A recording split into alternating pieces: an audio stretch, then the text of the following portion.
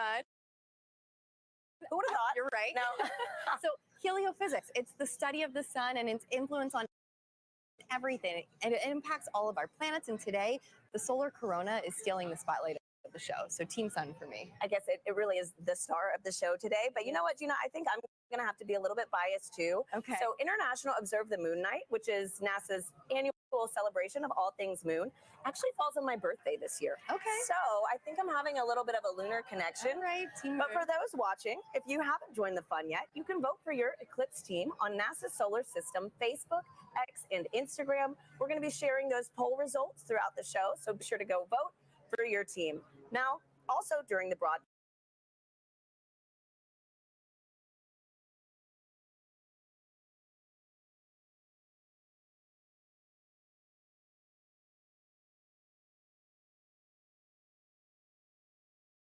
you can send us questions using hashtag Eclipse on social media. We have teams standing by online to answer, and we're going to be taking some of those questions live on today's show. Now, speaking about taking questions live, Gina, we actually had some kids send in videos before today's show. Oh, nice. So let's roll one of those right now. My name is Jonathan. My question is, will NASA do any experiments during the solar eclipse? Thank you. Oh, great question, Jonathan. Now, we have a bunch of different experiments that will take place during the eclipse today. So first, we're trying to study the solar corona. So we have NASA's WB-57 high-altitude research jet flying across the path of totality, taking pictures of that upper atmosphere of the sun, that corona, so that we can learn its composition, why it gets to be heated to extreme temperatures.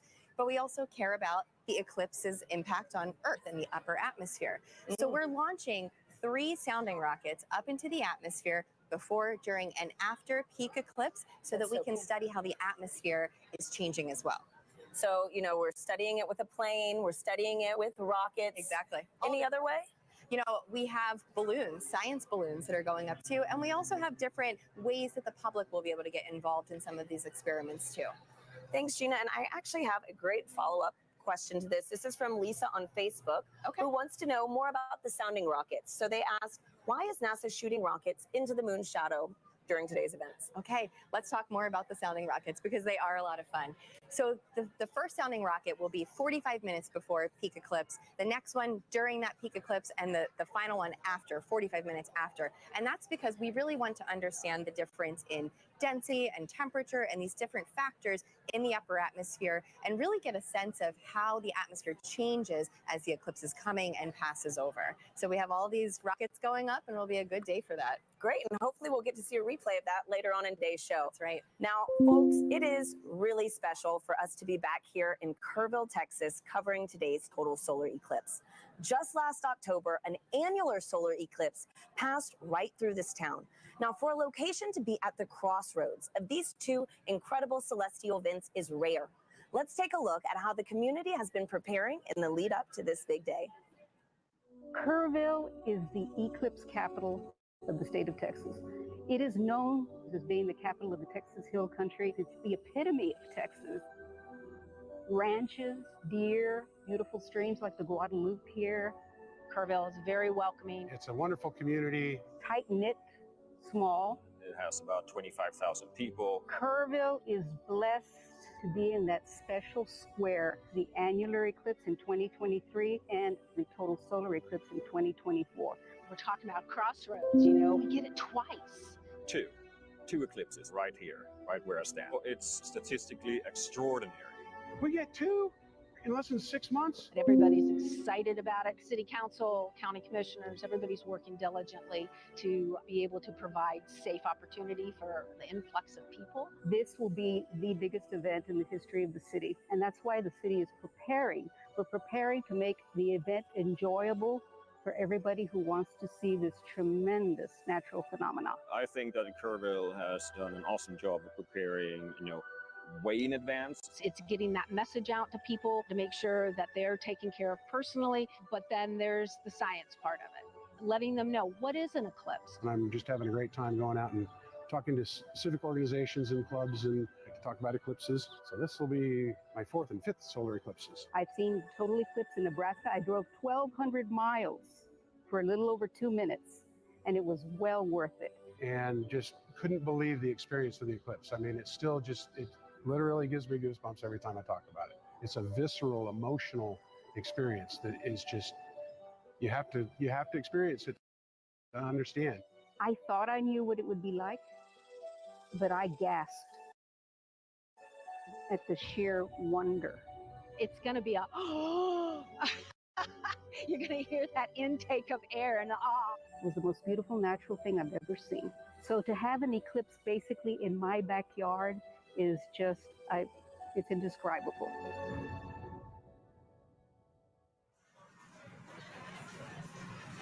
We're here now with Catherine Troche, a telescope operator with the Night Sky Network, who is giving us these high-definition views of the sun that you see in your screen right now of the eclipse over Kerrville, Texas. Kat, thank you so much for being here with us. Thank you so much for having me, and let's thank the weather for cooperating finally. Right? Oh my goodness. Thanks, Kat. And so I'm looking at the telescope feed that we have, and we have first contact now here Yes. in Kerrville. Yes. Okay, so for people who want to become an amateur astronomer, what advice do you have? Where should they get started?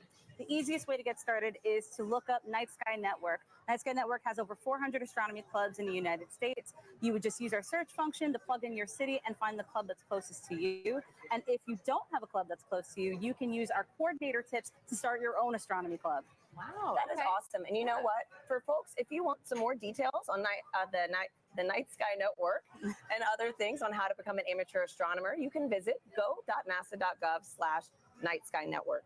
Now, a fun fact about today's broadcast that I absolutely loved learning was that so many of our telescope views that you're going to be seeing today are from amateur astronomers.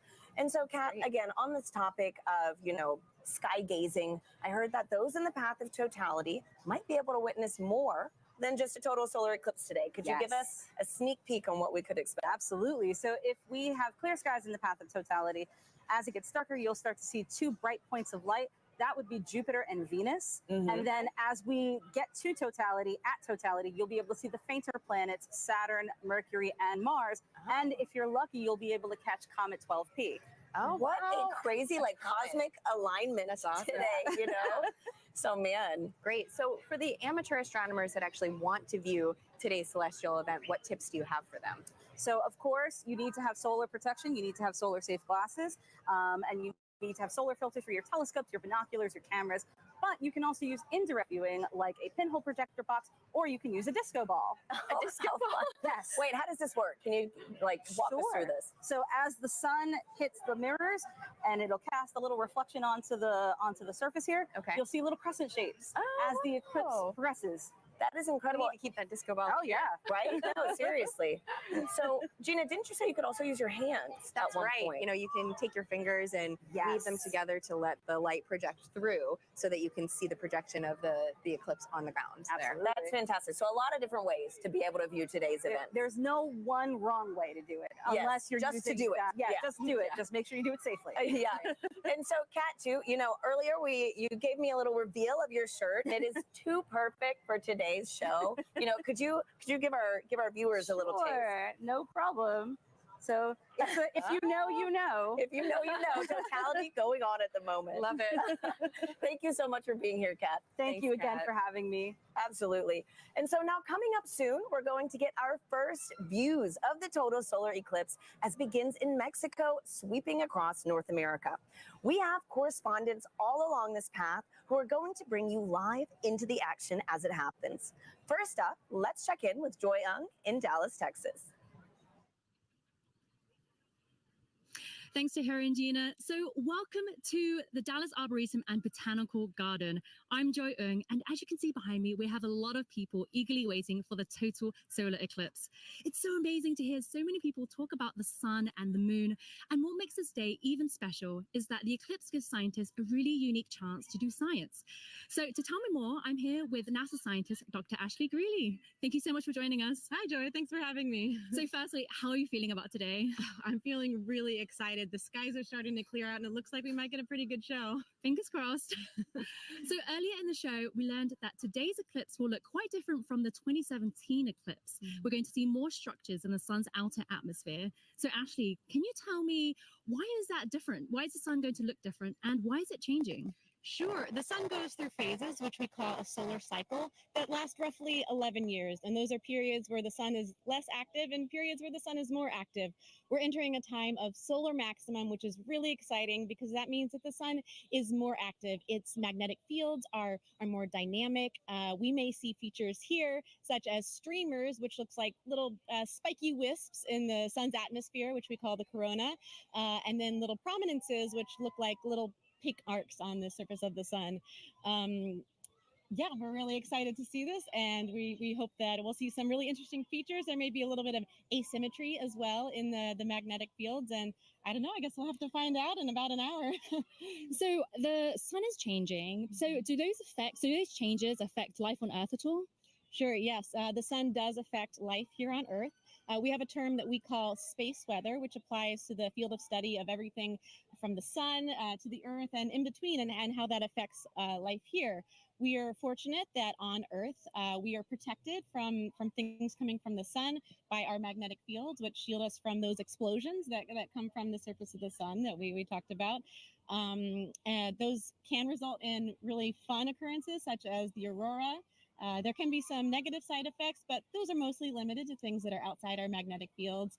The storms from the sun can interfere with satellites, and it's something we really have to think about as scientists as we start to plan for putting humans on the surface of the moon or potentially sending them to Mars. Those energetic particles that result from the sun can impact humans, so that's just something that we have to learn about and take into account. So the sun is always there, of course, but why are eclipses a good time to study these effects called space weather? Yeah, eclipses are a really cool time for scientists to be able to study the sun. It's really hard to completely cover the disk of the sun in order to study the sun's atmosphere, especially that inner part of the atmosphere. We're really fortunate that here on Earth, our moon is just the right size and just the right distance from Earth that it can completely block out the sun's disk during total solar eclipses. So we're really able to observe that inner atmosphere in a way that we can't normally. So this event is really exciting for both scientists and the public alike, and that's just such a cool experience to share together. Thank you so much, Ashley. So if you're lucky enough to be in the path of totality, keep an eye out for that sun's outer atmosphere, the corona, and you'll know that you see these spiky features, and it's because the sun is heading towards its most active phase. So for now, let's head to our friends in Russellville, Arkansas. Jasmine, how are things looking on your side? Joy, things are looking absolutely fabulous in a very sunny downtown Russellville, Arkansas. As she said, I'm NASA's Jasmine Hopkins, and I'm coming to you live from the Depot District, where the city is throwing a massive block party, all in celebration of the total solar eclipse. Now, people in Arkansas have great reason to celebrate because this is only the second total solar eclipse visible from the state since it was first established in 1836. And the next one visible from here won't happen for another 2 decades. So people around me are gearing up for what feels like a once-in-a-lifetime opportunity. Now, it's not just the residents of Russellville that are excited. On average, the city has about 29,000 residents, but for the past 8 months, they've been preparing to receive upwards of 100,000 tourists right here in the city. Now, of course, NASA has been a big part of that preparation. So to show you what we've been doing to help, I have a video here to show you. So we have been talking to the next generation of space explorers right here in Arkansas. We started off at Arkansas Technical University, and then we moved on to Russellville City Schools, where we spoke to hundreds of students all the way from 8th grade to 12th grade about this total solar eclipse. We had NASA's Marshall Space Flight Center, the Arkansas Air National Guard, the U.S. Space and Rocket Center, and even the Paris Observatory joining us all the way from France. Now, during that moment of totality, Arkansas will experience from 94 to 100% obscurity from the sun, and we'll have 4 minutes and 12 seconds to really soak in that fantastic cosmic event. Now, until that moment, of course, we are telling the residents to stay safe, keep those solar eclipse glasses on. But now let's go from Arkansas to Illinois with Blair Allen. How are things looking for you? Jasmine, we're super excited here because crowds are filing into the stadium, but the main story here is the weather. Everything looks absolutely good and clear for totality today. We're very excited. We're just hoping, just like 2017, a little cloud doesn't come in and obscure things. But I tell you what, there's been a total solar eclipse here in 2017. Observation did not stop at SIU. Joining us now are two SIU students who actually did some observing. This is Callie and Paige. Now, Callie, I know that you guys went to Australia in 2023 and you observed the totality using an interesting technique. Can you tell us about that? Yeah, so when we were in Australia, we used a sun funnel to view it. And what it does is it projects basically what the telescope is seeing onto a film. And so a sun funnel is just basically a funnel with two hose clamps and rear projection film. And it just projects the sun, and we actually captured a picture of totality as that eclipse was happening. And it's pretty cool because it allows other people, instead of having to go through the eyepiece, you get to see it. Pretty impressive. Now, Paige, you guys are going to do some observation today. What are you set up for here in Carbondale today? Yes, so we have two telescopes set up with the sun funnels for viewing for a select view of the public. And right now we're pointed at the sun and we're excited to see totality. Now, what are your odds on good weather? It's looking pretty good. I'm excited. Isn't that great? I'm so excited. I tell you what, one final question, because I know you're experts with solar safety, but Team Earth, Sun, or Moon? We're both Team Moon. Team Moon, Team Sun. I tell you, that's the best you're going to get, but we're all pro Eclipse. Back to you, Tahira. Let's go Team Moon. So as you can see, folks, we've got a lot of exciting things in store all across this country, and that was only half of it. You're going to meet three more of our locations later on in the show. Now, Gina, we've got a ton of questions coming in online right now from our viewers. Yep. How do you feel about some Q&A? Let's answer some. Okay, perfect. Let's do it. So our first question is from Fair Cerritos on Instagram, who wants to know, how can I help NASA? You can help NASA by participating in the eclipse. If you can see it today, go outside, enjoy the moment, or download the Globe Observer app. You can do that right now before the eclipse crosses your path. You need a thermometer, and you just record the local temperatures and the cloud coverage. Fantastic. Globe Observer app. So thank you so much, Gina, and thank you to everybody sending in those questions. We'll take some more later on throughout the show. For now, let's check back in with Megan and Sarah in Cleveland, who are standing by with an out-of-this-world surprise. Yes, quite literally that, Tahira, because we have a special treat for our viewers right now, joining us live in space, 250 miles above the Earth in the International Space Station. Everyone, please help us welcome NASA astronauts Janette Epps and Mike Barrett. Sarah, you've been waiting. I'm so excited. For this. Oh, there they are. Hello, everyone. Oh, Janette, Mike, thank you for joining us. It's a pleasure to join you guys, and I hope everybody appreciates NASA scheduling this eclipse to bring the world together. Yes, thank you so much to NASA, and thank you so much for joining us.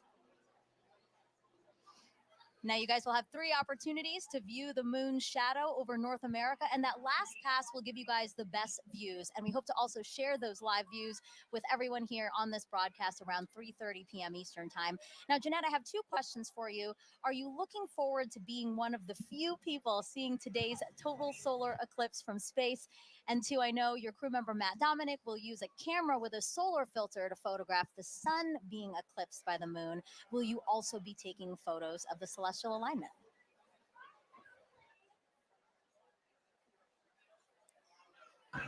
I'm definitely taking pictures of the solar alignment. And I think we're very fortunate to be here at this special vantage point to see such a special event at this time. So I'm definitely excited. What about you, Mike? What's going through your mind as you're preparing to see such an awe-inspiring event?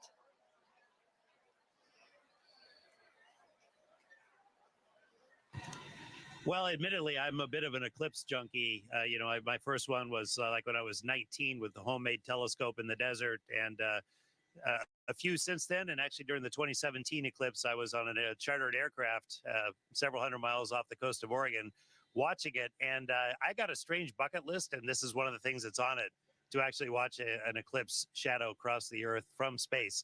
So I'm ecstatic to see this box gets checked and just to see this amazing thing from up here. Yeah, the fact that that was actually a box on your list is pretty amazing. And then now it's getting checked. So, for those wondering, this is what the moon's shadow will look like to Janette and Mike. We're going to show you video taken from the space station of the total solar eclipse in 2017. And you can clearly see the shadow moving across the top of your screen there from left to right, we actually sped up the video so you can see more of that transit. This would look a lot slower to them, but really cool. Janette, eclipses give us a unique opportunity to study the sun and how it affects the Earth. Can you tell us about the atmospheric waves experiment attached to the outside of the space station right now?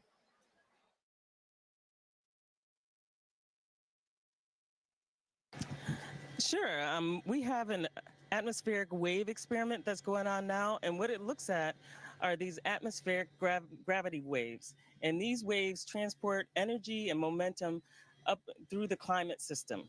So with the imager on the atomic wave experiment, we're going to look at how these atmospheric gravity waves impact our Earth's climate, how it can impact our space and global and all of our comms, how it can affect our navigation system.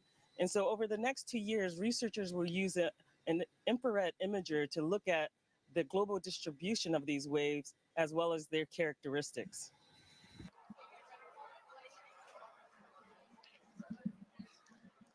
Mike, how does it feel to have a hand in maintaining the space station so that important science like the atmospheric waves experiment can happen?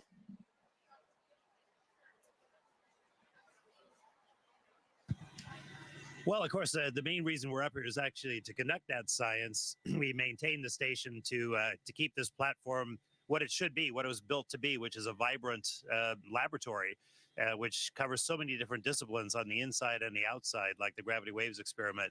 I mean, it's an honor and a privilege, as much as anything, to have a hand in that science. And we end up being basically the eyes, the hands, the on-site presence to conduct that science.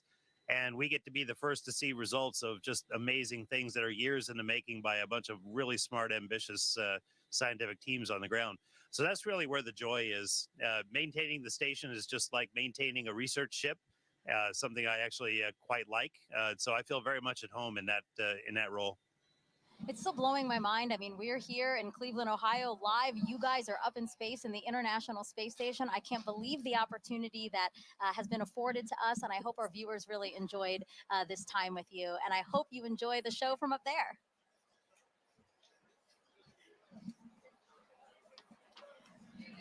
All right. We have, but we do want to close by saying, first of all, we really enjoy being here, but everybody stay safe.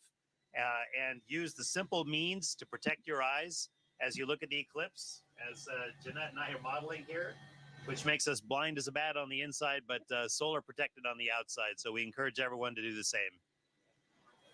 Really great advice from both of them. Thank you so Thank you much. both. Sarah and I have our glasses That's right. and we're We are ready to ready go. too. Also blind if we don't do this.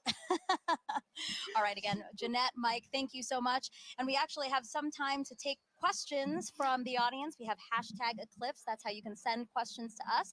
So let us take a video from another curious kid we have watching. Hi, my name is Adrian. My question is, why will we not see a total eclipse in California? Thank you. That's a great question, Adrian. So we only a precious few today are going to get to see a total eclipse because the moon is so much smaller than the Earth. It only casts a very narrow shadow. But still, even in California, you're going to get to see a partial eclipse, and that is still a really cool event. So I do encourage you to get out there and see it for yourself today. Yeah, absolutely. So again, #Eclipse. Wherever you're watching us, drop that in the comments, and we'll try to get to as many questions as we can on the show. Okay, so we have obviously people celebrating with us online and at events across the country. So why don't we check out some of those events again now? Waco, Texas again. People look very, very comfortable in their camping chairs and spread out on picnic blankets. They look like they're having a good time. Yeah. A few clouds. A few clouds, but again, they have some time there before. Kennedy Space Center, they will see a partial eclipse. We have some people walking around the Rocket Garden. Oh, it looks like they have beautiful weather there. California Academy of Sciences, yes, they do. They have clear skies. We're very, very jealous over here. And then the Mentor Civic Amphitheater that's starting to fill up. Exactly. There were fewer people when we checked in ago, but now lots of people there and lots of people at the Adirondack Sky Center. I wish I could wave and say hello. They look like they're getting ready for some stuff though. Yeah, absolutely. They got a Again, the little time to snow wait. cleared out because Yeah. there was snow over the weekend, but now it looks like a beautiful, probably still crisp day there for them. Okay, and now we're back here with astronaut Steve Bone, who's looking around, taking in the sights, Steve. I am. see. It's just an amazing amount of people. It's really cool to see. Yeah, it's really- absolutely. you can feel the energy. And It's it's really beautiful. cool that you're here. So Steve is here because, you know, obviously, as we've been saying throughout the show, you really should have these glasses to safely view the eclipse. But if you don't have glasses, that's why Steve is here. So Steve, I see that you brought some supplies for us. I did, and I have a little bit for everybody, and we'll see how we can do here today. All right. So this is like a pinhole viewer, and so it's basically a pinhole camera. I don't know if you ever had to do that when you were a kid. Is make a little camera by basically poking a hole in a piece of paper, Okay.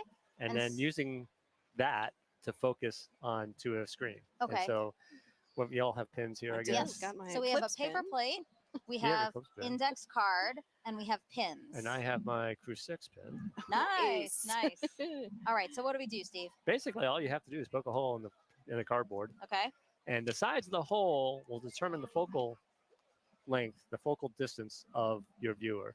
And it Okay. has to be big enough that the light will come through. And it's sometimes hard to do if we don't have like direct sunlight. So you want to make sure you have a big enough hole. I think Okay. that'd probably be enough. Yeah. And then what you'll end up doing, if we had the sun, you could basically over your shoulder, don't look at the sun. Sun behind us. Sun behind us. Yes.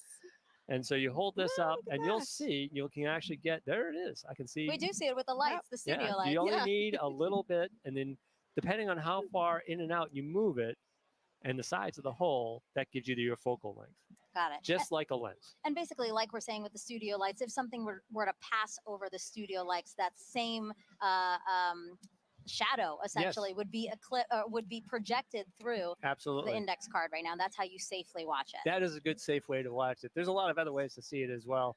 I know And, that. oh. I have that. I'm prepared. Colander, right? Yeah. So that's a lot of fun because if you're in an open area like this today, and you don't have your glasses or you just want to see something really cool, again, put it over your shoulder and hold it. You'll get a big array of all those little eclipses happening on the ground below you. Yeah, actually, I think we have a picture of that. I'd love to see that because really it is Yeah, a it's very, pretty. perfect. Look at Yeah. that, Steve. Oh yeah. Well, I mean, even if you don't have anything, right? You can Yeah. actually use your hands to make your own sort of improvised pinhole camera. Absolutely.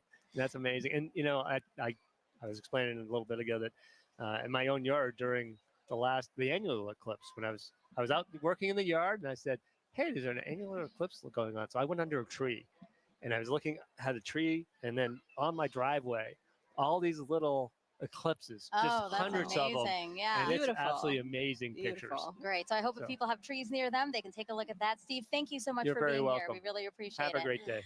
All right. So the eclipse is getting closer and closer to the west coast of Mexico. We will experience totality there at Mazatlan, in particular, 2:07 p.m. Eastern time. So let's head back over to James at our eclipse board for another look at the path of totality.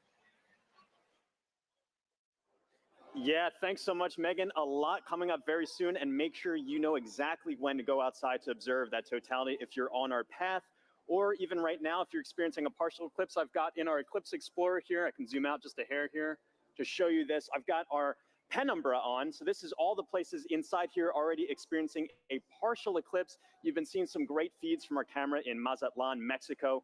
They've been experiencing that kind of crescent sun for a little while now. They're just about 20 minutes out from actually experiencing totality itself. They're going to have a long window where they are 4 minutes and 17 seconds. For some context, back in 2017, the last eclipse that swept across America, the longest time was only around 2 minutes and 40 seconds. That was in Carbondale.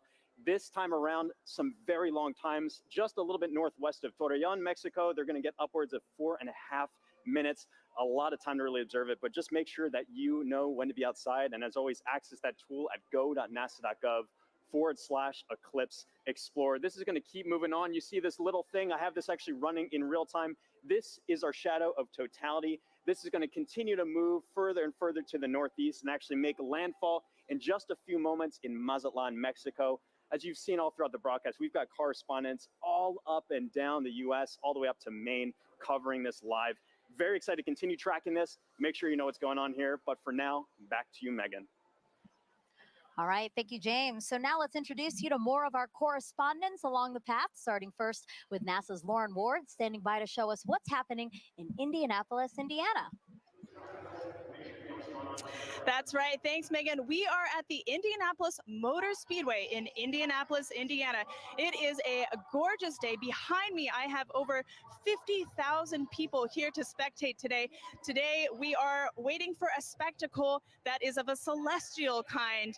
Of course, this is most known for the Indy 500, but we are waiting for something a little bit special today. With me, I have the 2016 Indianapolis Motor Speedway winner, Alexander Rossi. Good to see you. Good to see you. Thank you so much for having me. It's great to have you. So the Helio Big Year is a celebration of sun science and how the sun touches everything, including IMS. So tell me, the track when you're doing a qualifying round is about 4 minutes long, which coincidentally is the length of totality. So tell us, what is it like being on the track? You know what? The sun plays a huge role in determining the performance of the car based on the track conditions. So we actually, when it's a day like this, as much as it's beautiful for the fans, it's actually very difficult for us as drivers because as the surface heats up, the oils come to the top of the asphalt and it actually becomes slippier. So that's surprising to people. They think that temperature would mean grip, but it is until a certain point. And then once it kind of crosses over 100 degrees on the surface, you start to actually go the other way. Wow. And tell me about those tires. How does the sun affect those? So we use slick tires. So Firestone tires are slick. On a road car, you have tread, right? Because they're supposed to be used in all conditions. Slick tires actually have a bigger contact patch, more surface area, so they generate more grip at a temperature, right? So they operate between 180 to 230 degrees Fahrenheit. Again, the sun is good until a point. When they go over that 230 degree mark, you start to lose that grip again. Ooh, all right. Well, we have a little competition going on today. We're trying to determine whose big day is it? Is it the sun's, the moon's, or the earth? So my question to you is, are you team sun, team moon, or team earth? That's a hard one, but I'm going to go team earth. You know, I just think we're so lucky, especially today with the people that are around us here to be able to witness what we're about to see. Go earth. Go Earth. You heard it here first. All right, guys, thanks. We'll be back here. Daryl in Niagara, over to you. All right, thank you very much, Lauren. Just 500 miles northeast of you. We are here at Niagara Falls, right next to the Niagara River. This is a special location for a lot of people because it is a once-in-a-lifetime opportunity to see a natural wonder set against a celestial one, the solar eclipse. And so let's talk first of all about the natural wonder. And it all starts right here. Look at this massive river and the amount of water that's moving through here. 500,000 gallons of water, 500,000 bathtubs actually going over the falls at every 60 seconds. It's tremendous, the flow here. It interacts with the air, it hits the rocks, and it also, you know, it flows up a mist column that is omnipresent. This is always here. So one of the things that eclipse watchers want to see is, how does it interact with the light? Will we have a pink rainbow because only prominences from the sun will be seen and they're pink? We'll have to see about that. One thing we do need is a little bit better cloud clearing around here because we do have some cloud cover. But that's okay. People who have gathered here are excited and they're hopeful that it will clear. Who's here? Well, I want to show you our camera from about 500 feet away. Look at all my friendly eclipse watchers. Are you guys ready for an eclipse? Yeah! Whoa, I love the energy. We could use this energy to blow the clouds out of here. As our camera backs out, you're looking at Terrapin Point, and this is the lawn here. It's roughly the size of a football field, and everybody who's here, a lot of people came in at 6 a.m. this morning.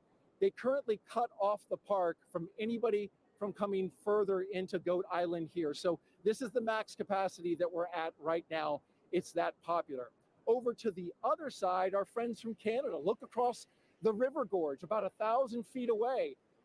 Niagara Parkway is lined with people. So it's a beautiful shot over there, and we really appreciate our Canadian friends who have joined us. Now, this isn't just about the solar eclipse. We've been here for the past week, and we were at locations all across Niagara Falls, 12 to be exact. Take a look at this video.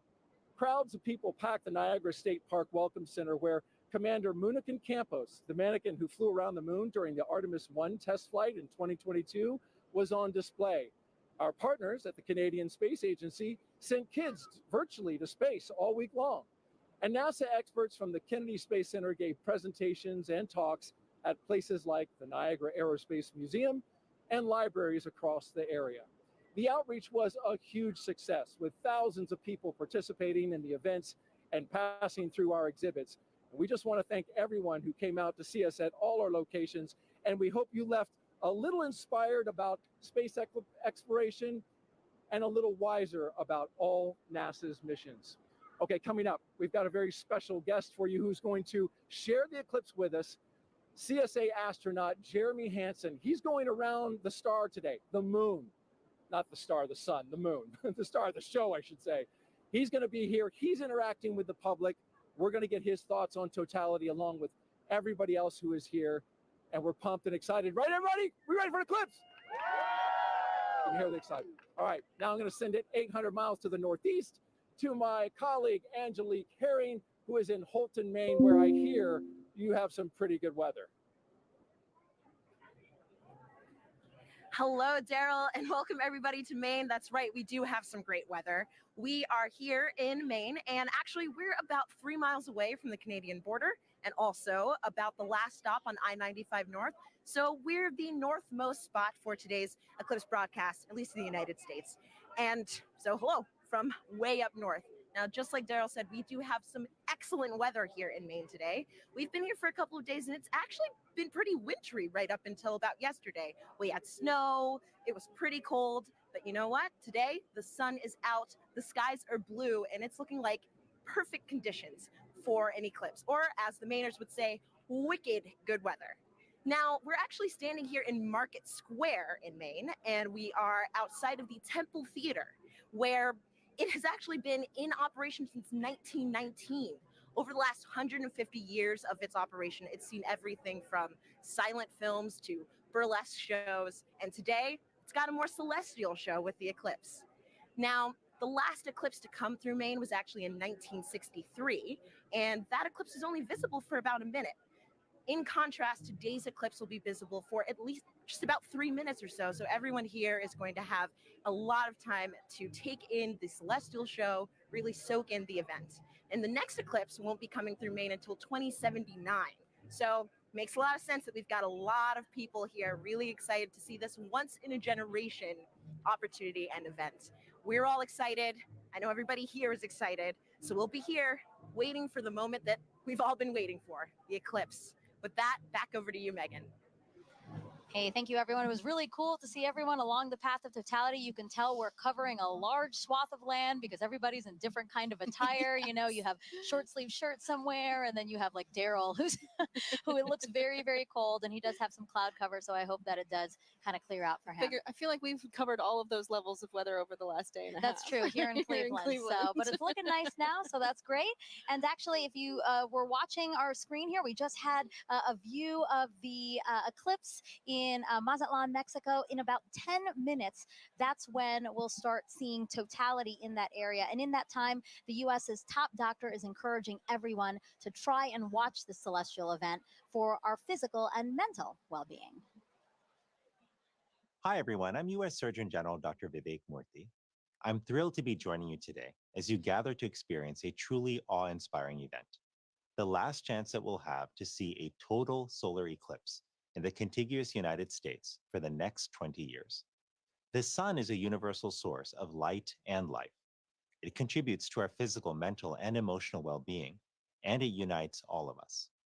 Today, no matter where you're watching from, whether it's along the path of totality or a partial solar eclipse, you are sharing the experience with millions across the nation.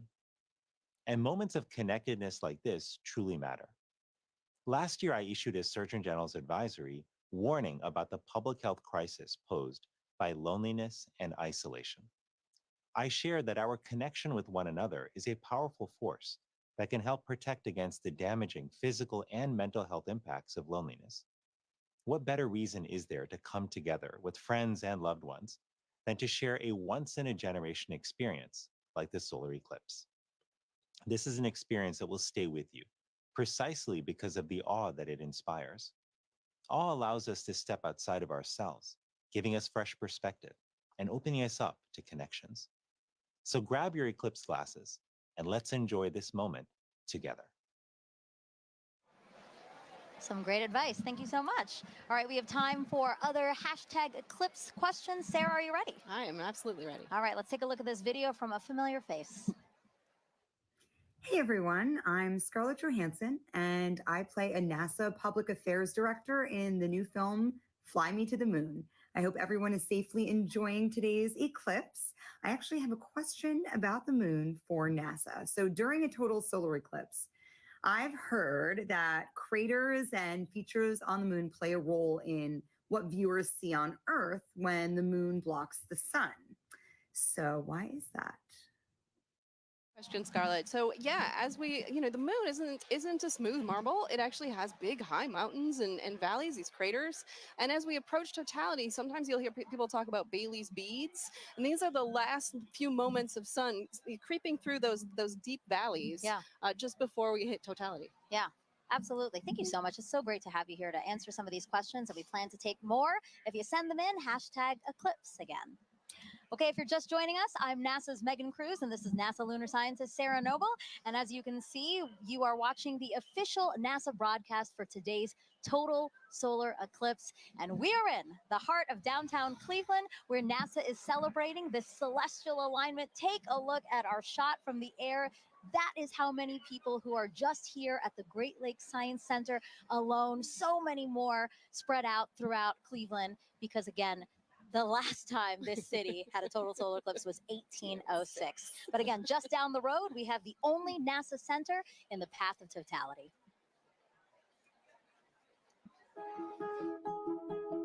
When it comes to NASA, I think a lot of people initially think of rocket launches in Cape Canaveral or astronauts floating above the Earth in the International Space Station. But there's a lot of research and engineering and testing that needs to happen before anything can fly.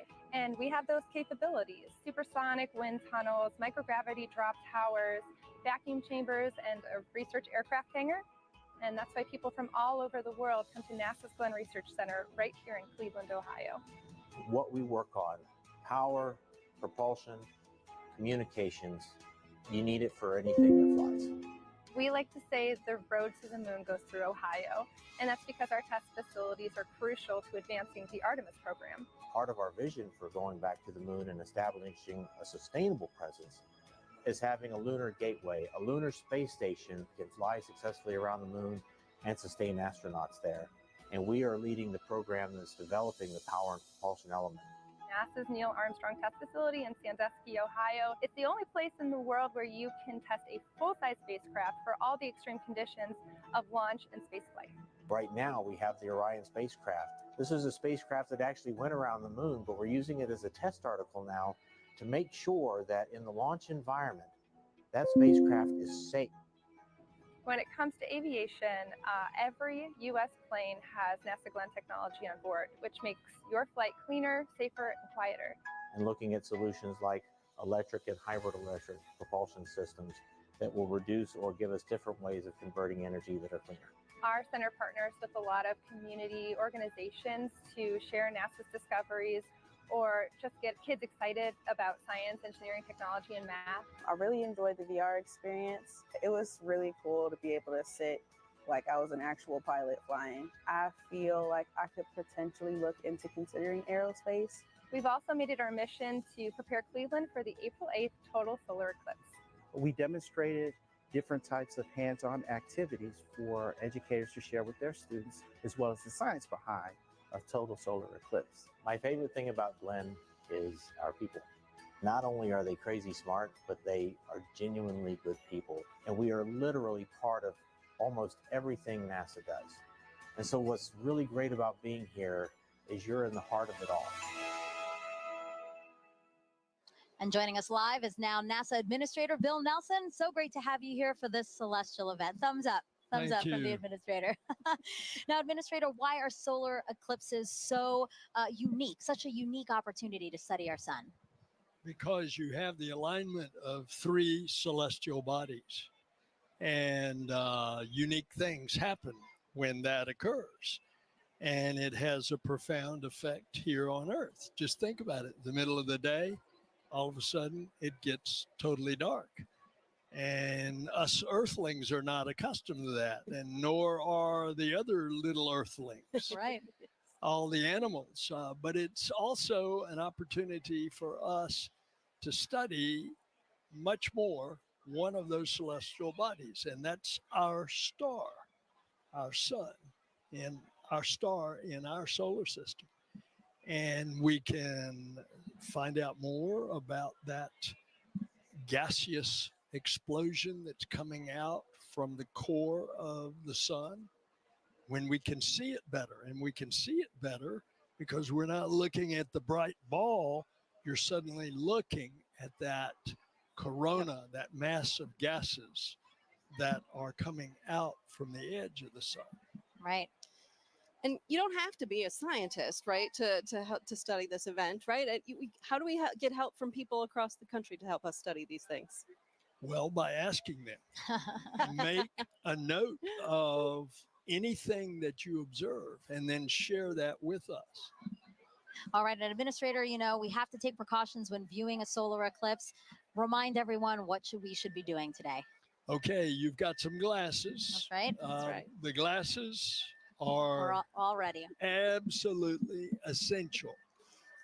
You want to put these on as it is starting to have that moon move in front of the sun, and we don't want you to damage your eyes. Right. Yep. And it's incredible. You put these glasses on in the normal sun of the day, you can't see a thing. Can't see a thing. But when you look at the sun, you will be protected. Administrator, thank you so much. We really appreciate your time here. And now we're going to head it back over to James at the Eclipse board. Whew, yeah, the countdown is on. Just a few moments left until the eclipse makes landfall in Mazatlan, Mexico. Right here, you can see where that eclipse totality shadow is right here. It's going to continue moving very rapidly onwards to Torreon, where we also have a live feed covering all of this event. Super excited for that big moment. And let me actually just go to our moon board here, and we can play through this at 60 times speed. I'll zoom in a little bit here.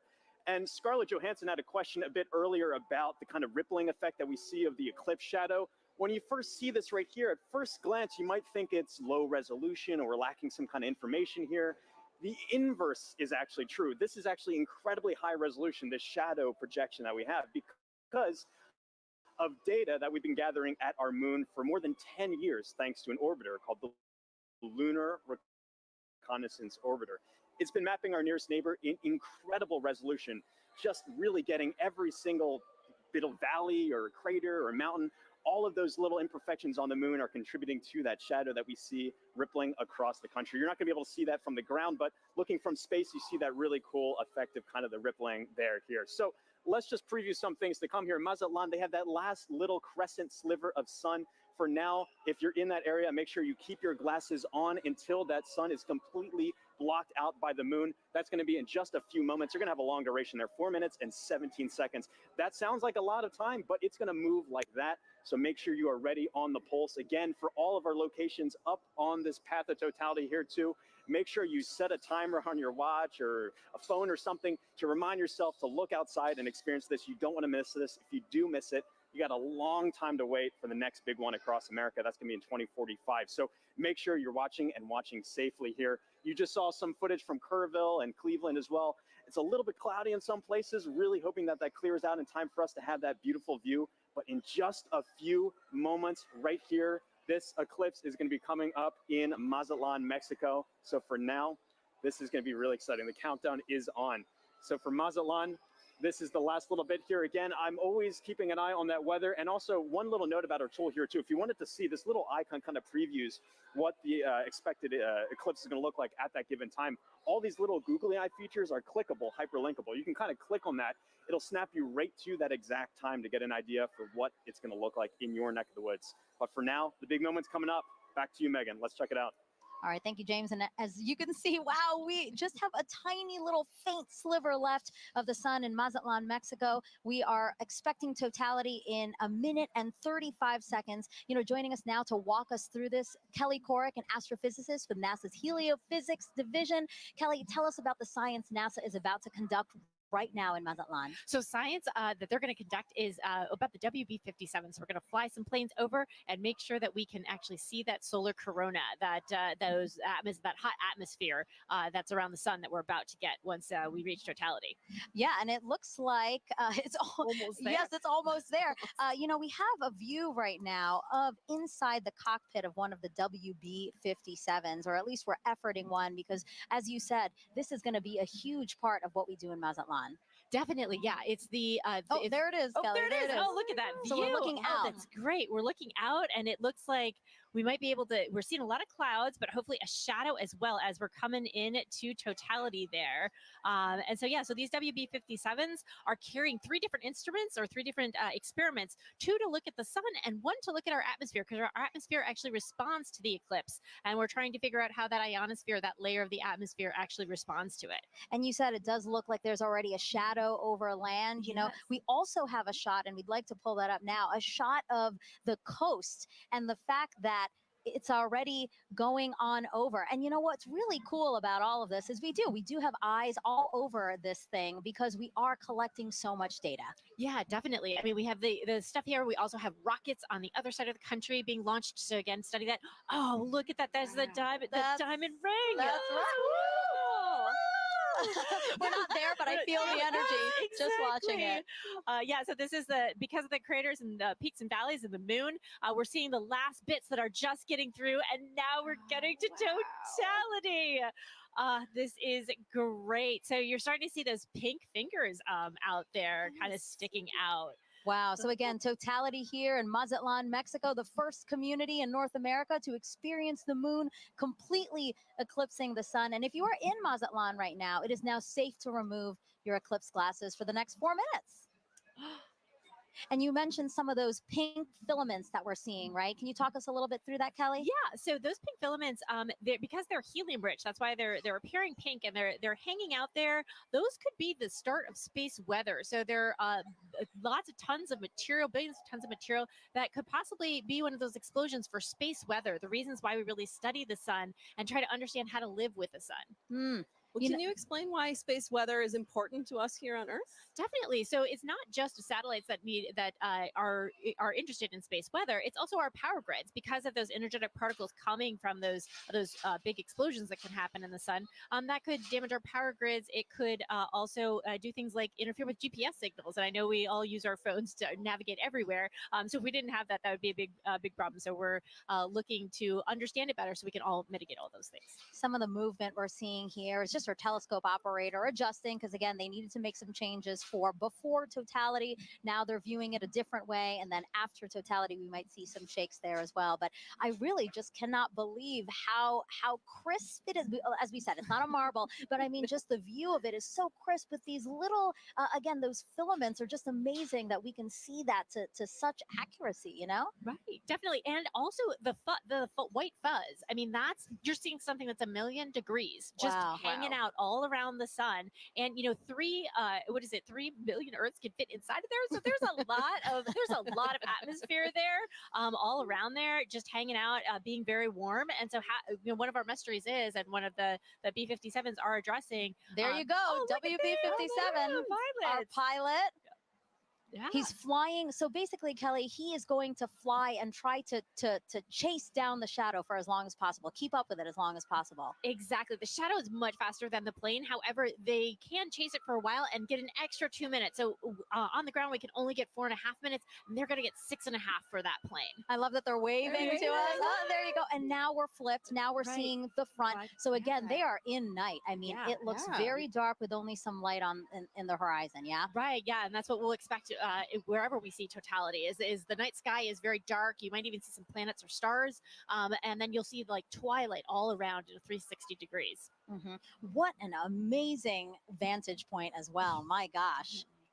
I'm very jealous. Kelly, are you jealous? I kind of feel I'm like kind you're of a little jealous. jealous. Yeah, I kind of want to, see if I can make a faster plane so we can, Right, follow it well, all the whole way. Plus, they're up above the clouds, so they Yes. don't have to worry about as the much as clouds. we do. Exactly. Well, I do want to say a big thank you to the WB-57 pilots and the whole team supporting them for that great view. That was awesome. Kelly, you have a wealth of knowledge when it comes to the sun. And for those watching, if you're interested in learning more with her, check out her and other experts featured in the Sun series of NASA's Curious Universe podcast.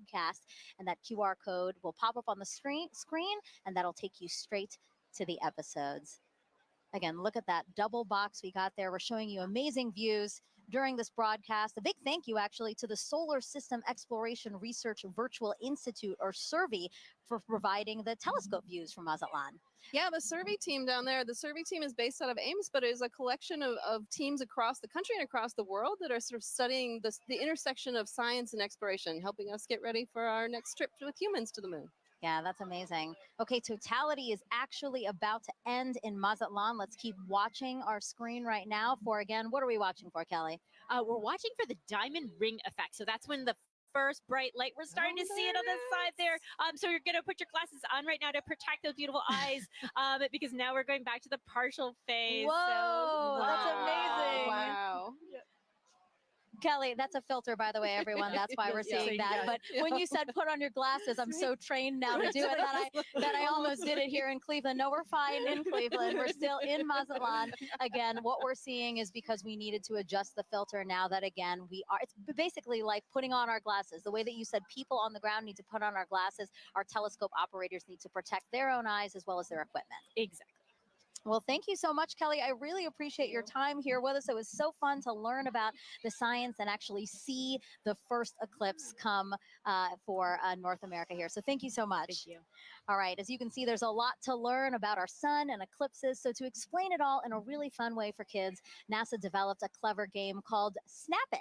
We have another QR code coming on your screen right now. Just scan that code, or if you're watching us on your phone, all you have to do is screen grab it, press on it later, and you can check out that game. Also the website, if that's easier for you, go.nasa.gov/snapit. Okay, so NASA can predict the total solar eclipse's path to a high degree of accuracy because of a spacecraft that launched nearly 15 years ago. This same spacecraft is now helping our Artemis 2 astronauts who'll be orbiting the moon next year.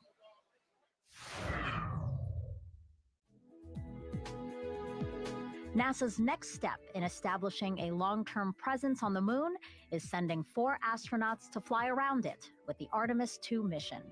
Part of the crew's training has been to study images from NASA's Lunar Reconnaissance Orbiter, or LRO. The spacecraft launched in 2009 and continues to use 7 instruments, including a high-resolution camera, to help us learn more about the moon's surface. Because of LRO, we now know more about the moon's topography than any other planetary body in the solar system, including Earth. The Artemis 2 crew used LRO data and photographs to learn how to identify lunar landmarks they'll see from orbit and to seek out sites of scientific interest, like possible landing spots for future explorers. While helpful for planning Artemis missions, people back here on Earth also use LRO to predict the shape of the moon's shadow, or umbra, during total solar eclipses. The moon's shadow will change throughout the eclipse, depending on the lunar terrain and the elevations of observers on Earth. People may even see what looks like an arc of solar diamonds around the moon as sunlight peeks through lunar features like craters. That's a look at your Artemis Moon Minute. All right, joining us on the host desk now is a familiar face here. Oh, actually, sorry, Snoopy. Oh, I just revealed that it's Snoopy. Well, I just want to wave real quick to the crowd here at the Great Lakes Science Center, just outside of our host desk, waving at us, waving at the camera. I'm waving back at them like they can see me. But I did just spoil the surprise. We do have Snoopy here, our Chief Safety Officer here at NASA, and he's here to tell us how to safely watch the eclipse. So, Snoopy, if we were to watch the eclipse today before totality, what should we do? That's right. You should have your glasses on. That's right. Well, and what about during totality, Snoopy? Can we take them off then? Yeah, let me help you out here. Oh, Snoopy, there I can see your shining bright eyes. I love Snoopy. He's so funny. Now, Snoopy, I have to ask you a question, okay? So today we've been polling everybody, asking for the total solar eclipse today, who is the big star of the show, right? Is it the Earth? Is it the Earth? Is it the moon? Is it the sun? Okay, but you have to pick one. You have to pick one. You have to pick one. You don't No, want to pick one? all of them. all of them are great. That's right. Snoopy, thank you so much. I know you're super excited to see the total solar eclipse today. We're glad to have you here. Bye. All right, now let's head back over to Tahira in Kerrville, Texas. All right, thanks, Megan. I mean, what an incredible view from Mazatlan, Mexico. That was amazing. And folks, as you can see in your screen right now, we are less than 1 minute away from the eclipse crossing over Torreon, Mexico. Gina, how fast is this moon shadow moving right now? I mean, it's flying. It's going about 1,900 miles per hour as we're chasing it across the U.S. That is incredible. And so, you know, in Mazatlan, we were able to see the diamond ring effect. That's right. It was beautiful. So hopefully we'll be able to see that in Torreon right now. Yeah, we're watching that live feed. Yes, just to see this sliver crossing over the moon. That's right. We're getting so close there. We are Hopefully getting we'll see so that diamond close. ring too. Wow. Look at this. And so we're about 10 seconds away. Here we go. Let's take it in. Wow. What a spectacular. Going into totality. Wow. There you have it. We are in. Yep, that diamond ring came through, and we see a little bit of those Bailey beads too as we're looking at it. Those kind of the lights trickling through around the surface of the moon, coming through the peaks and valleys.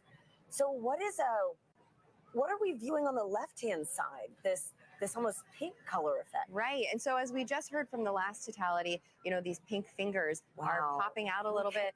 And those are those solar prominences. They're appearing pink because of the helium rich. But we can see it. Let's focus on the corona here, that glow that we're getting. And we can see basically these streams that are coming out, a lot of that energy and brightness that we do not have the ability to see on a day-to-day basis. So with this total eclipse, we're able to see that corona nice and bright coming through in Torreon. That is just a magical view. Oh my goodness. It is. Gina, okay, and so we've got so many questions coming in online right now from viewers watching this. Our first one is going to be from Justin, who wants to know, you know, right now we are seeing a pretty clear and spectacular view of a total solar eclipse. Yes. But Justin wants to know, what will it look like if it's clouded over? Right. So the view that we're getting right now, you won't be able to see that if it's clouded over, but you will have effects going on, right? You'll get a change in the temperature. So the temperature will drop. It'll still get darker as It's already getting dark here in Kerrville. I mean, we have some cloud coverage, right? And we're feeling a little extra wind. It's noticeably darker despite the clouds that we have. So you'll get some of those environmental effects, even if it's cloudy where you are. And so a great follow-up, you know, we've got Halloween Ghoul on YouTube who wants to know, again, will the temperature change during totality? Which I know you mentioned that it will get a little bit cooler. Yes. But do you know about how many degrees we can expect? Yeah, you know, it depends on the location, the humidity, multiple factors, but it can change by about 10 degrees or so, depending where you are, maybe even a little bit more than that. And, you know, we're feeling a little chilly kind of where we're sitting compared to what it was earlier.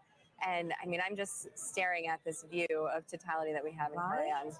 So we're about halfway through totality right now in Torreon, Mexico. And again, I know folks said that this is almost double totality than 2017, right? That's right. That's right. And so in 2017, we had a little more than 2 minutes. So we're lucky enough this time that we have over 4 minutes in some places too.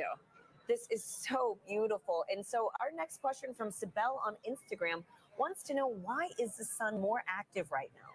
Oh, so the sun is more active because we have an 11-year solar cycle. The sun goes from solar maximum to solar minimum, where it's changing its level of activity. Oh, and as you're seeing the screen, yeah, so I see in that the bottom right there, we can see that prominence extending out. And as we heard earlier in Mazatlan, you know, that is potentially the beginning of space weather activity. So we're talking about solar maximum.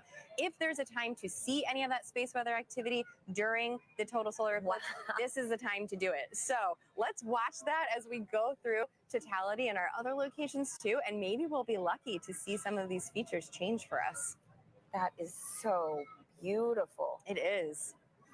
And so Gina, too, you know, how we're in a higher cycle, solar cycle right now. How many years, you know, is that fluctuation? Right. The solar cycle goes on for 11 years when it peaks in activity, and that's where we are. Where the latest predictions are that we will reach that maximum sometime this year, and then it'll decrease in activity going back down to solar minimum. And so, Gina, I've got time for one more quick question from Christopher on X, who wants to know which other planets have the best eclipses. Oh, okay. Well, that's right. So eclipses don't only happen on Earth. Let's talk about Mars for the fact that Mars does have eclipses when the moon crosses in front of Mars. Mars has 2 moons, and the rovers on the surface have captured images of those. But no other planet has a view quite like this, right? Nope, that is special for us. Just the distance and the size of the moon makes it such that it will completely block the sun as it's doing today. Wow. And you can see there's that diamond ring effect as we are coming out of totality in Taurion. What an incredible! Wow, it's a bright one view. too. Look at that. That is a bright one. So is this what, a Bailey's bead, or? So that's going to be that diamond ring. Just how bright it is. Bailey beads are a little bit smaller as they kind of bubble over the surface, but folks who are in that location should have those safety viewing glasses back on so that they can now view the partial eclipse that they are experiencing. Well, that is fantastic. And you know, the next time we see this eclipse, it's going to be right here in Kerrville, Texas. So folks, the countdown is on. We've got about 10 minutes until we see this with our own eyes. You can hear people Yes, big moment right here in Kerrville. For now, let's check back in with Lauren at the Indianapolis Motor Speedway. Thanks to Hira. We are getting close to eclipse ourselves, but for now, we have a very special guest, NASA's very own Pam Melroy, Deputy Administrator and former astronaut. Pam, it's good to see you. Oh, it's great to be here. I'm so excited. It's very exciting. So what's it like being in Indianapolis for an exciting event like this? Well, it's a beautiful day here. And I love the fact that we're here with thousands of people in the Indianapolis Motor Speedway, but we're joining with millions of people around America looking up together to the sky. Absolutely. And tell me, is this your first eclipse? It's not my first eclipse, but it will be my first totality. Oh. I've seen several partial eclipses, but there's something mystical and mysterious and in some ways unifying about a total eclipse. And we're all going to feel it together. Absolutely. We could not have lucked out more on this weather today. So as a former astronaut, we know that sun science and space weather are very important to keeping our astronauts safe. What is space weather and why do we care about it? What is NASA doing to study it? Yeah, that's right. It's actually very important. It is of concern for astronauts who are in space because they experience the radiation of the sun that comes from solar flares and solar weather. But the reality is it's also affecting life here on Earth. It impacts the upper reaches of our atmosphere called the ionosphere, which is an electrified part of our atmosphere that is a conduit for communications. It's critically important. It can even affect power grids. And of course, if you ever have seen the Northern Lights, you've seen the effect of solar weather. So, but really the focus for today is where that solar weather starts. And that's in the corona, the sun's atmosphere. It's very unusual and we don't exactly know what's happening because the sun's atmosphere is millions of degrees hotter than the surface of the sun.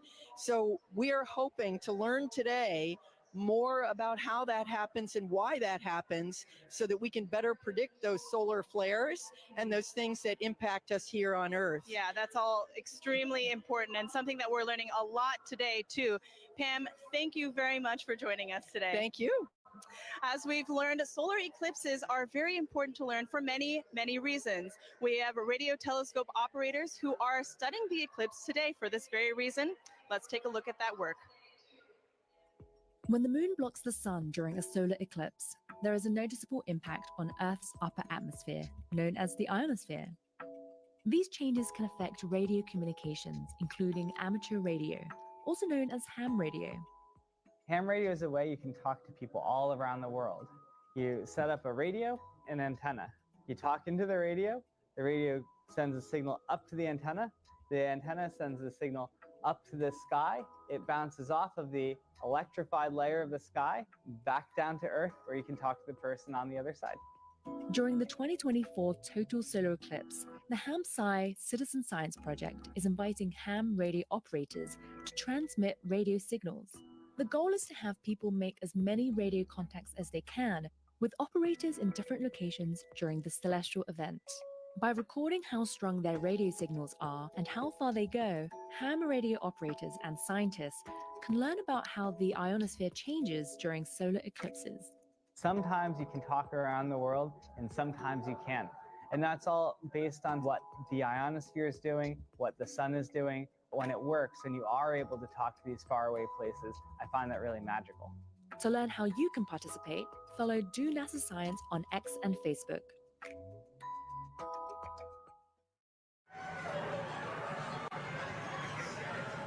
And we are minutes away from the total solar eclipse over Kerrville, Texas. The temperature is dropping. As you can see, I have to throw on a jacket. The sky is dimming. We're on the edge of our seats, and we are joined now with astronaut and commander of the Artemis II mission to the moon, Reed Wiseman. Reed, it's an honor to have you here. Thank you. The crowd noise, like the fact that the sun is behind the clouds most of the time and peeking out, it's so wonderful. I know. Thanks for being here, Reed. As you can hear, like, we are ready. We are right This is there. so exciting. So tell us, Reed, obviously everybody is excited, but have you seen a total solar eclipse before? Never a total. So I will share this darkness with you and Same. this whole crowd the first time. Wow, this is incredible. So, great. too, what considerations do you and your fellow Artemis astronauts need to think about when related to the sun when traveling back to the moon? Well, it's great to see Pam Melroy on your last clip, a dear friend of mine. So it was nice to see Pam's face over there. But when we're heading out to the sun, it's really radiation is our big thing that as we're heading out to the moon. Yeah. It's really the Not the solar sun. radiation that we're most thinking about there as the danger from the sun. And the Apollo astronauts dealt with it, and we've dealt with it for a long time on the International Space Station. And we have a lot of data from the moon, from our NASA probes that have gone out there and collected. So we think we know what we'll encounter. Great. Okay. And tell me, Reed, how does it feel to be the commander of NASA's first crewed mission going back to the moon since Apollo? I'm flying with Victor Glover, Christina Cook, and Jeremy Hansen. The Dream team, yes. I know. So every day that I go into work, I won't say every day is easy, but every day is fun. And I'm flying with people that have principles, they have integrity, and they have just so much knowledge and professionalism. It's a dream come true. And getting to work with the whole team, the international team, it's the best. Wow. Well, thank you so much for being here with us, Reed. Really quickly, do you have any advice for anybody that might want to follow in your footsteps one day? We always say that you have to find that job that you love, go all in on it, live your best life, be as good a professional as you can, and someday apply for the program. And we look forward to seeing your application come across our desk. Thank you, Reed, and good luck on your upcoming mission. Thank you. Great to be here. Now, if anybody feels like reaching for the stars, NASA is actually currently accepting applications to be an astronaut.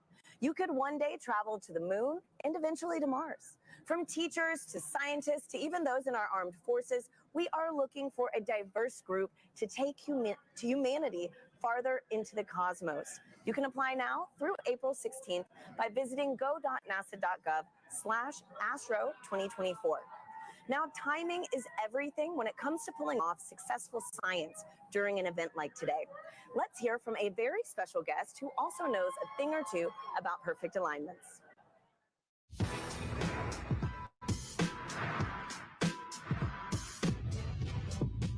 Hi, I'm Paul DeYoung, shortstop for the Chicago White Sox. What does it take to do my job? You gotta know your physics. I specialize in predicting the path of fast-moving objects at a split-second pace. At my position, it's key to know exactly where and when two paths will cross.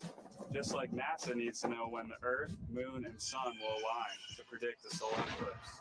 Working it all out on the whiteboard is one thing. Get ready for a solar eclipse delay at Volcano Stadium. But seeing it in action is a whole other ballgame. And on April 8th, you can see just what I mean as a total solar eclipse crosses the United States. NASA has mapped the detailed shape of the moon's surface, so we know exactly where the moon's shadow will fall. And you know where to be to see the eclipse in person, even if it's from the stands. Don't miss your chance to experience the beauty of science in action and maybe catch a ball game.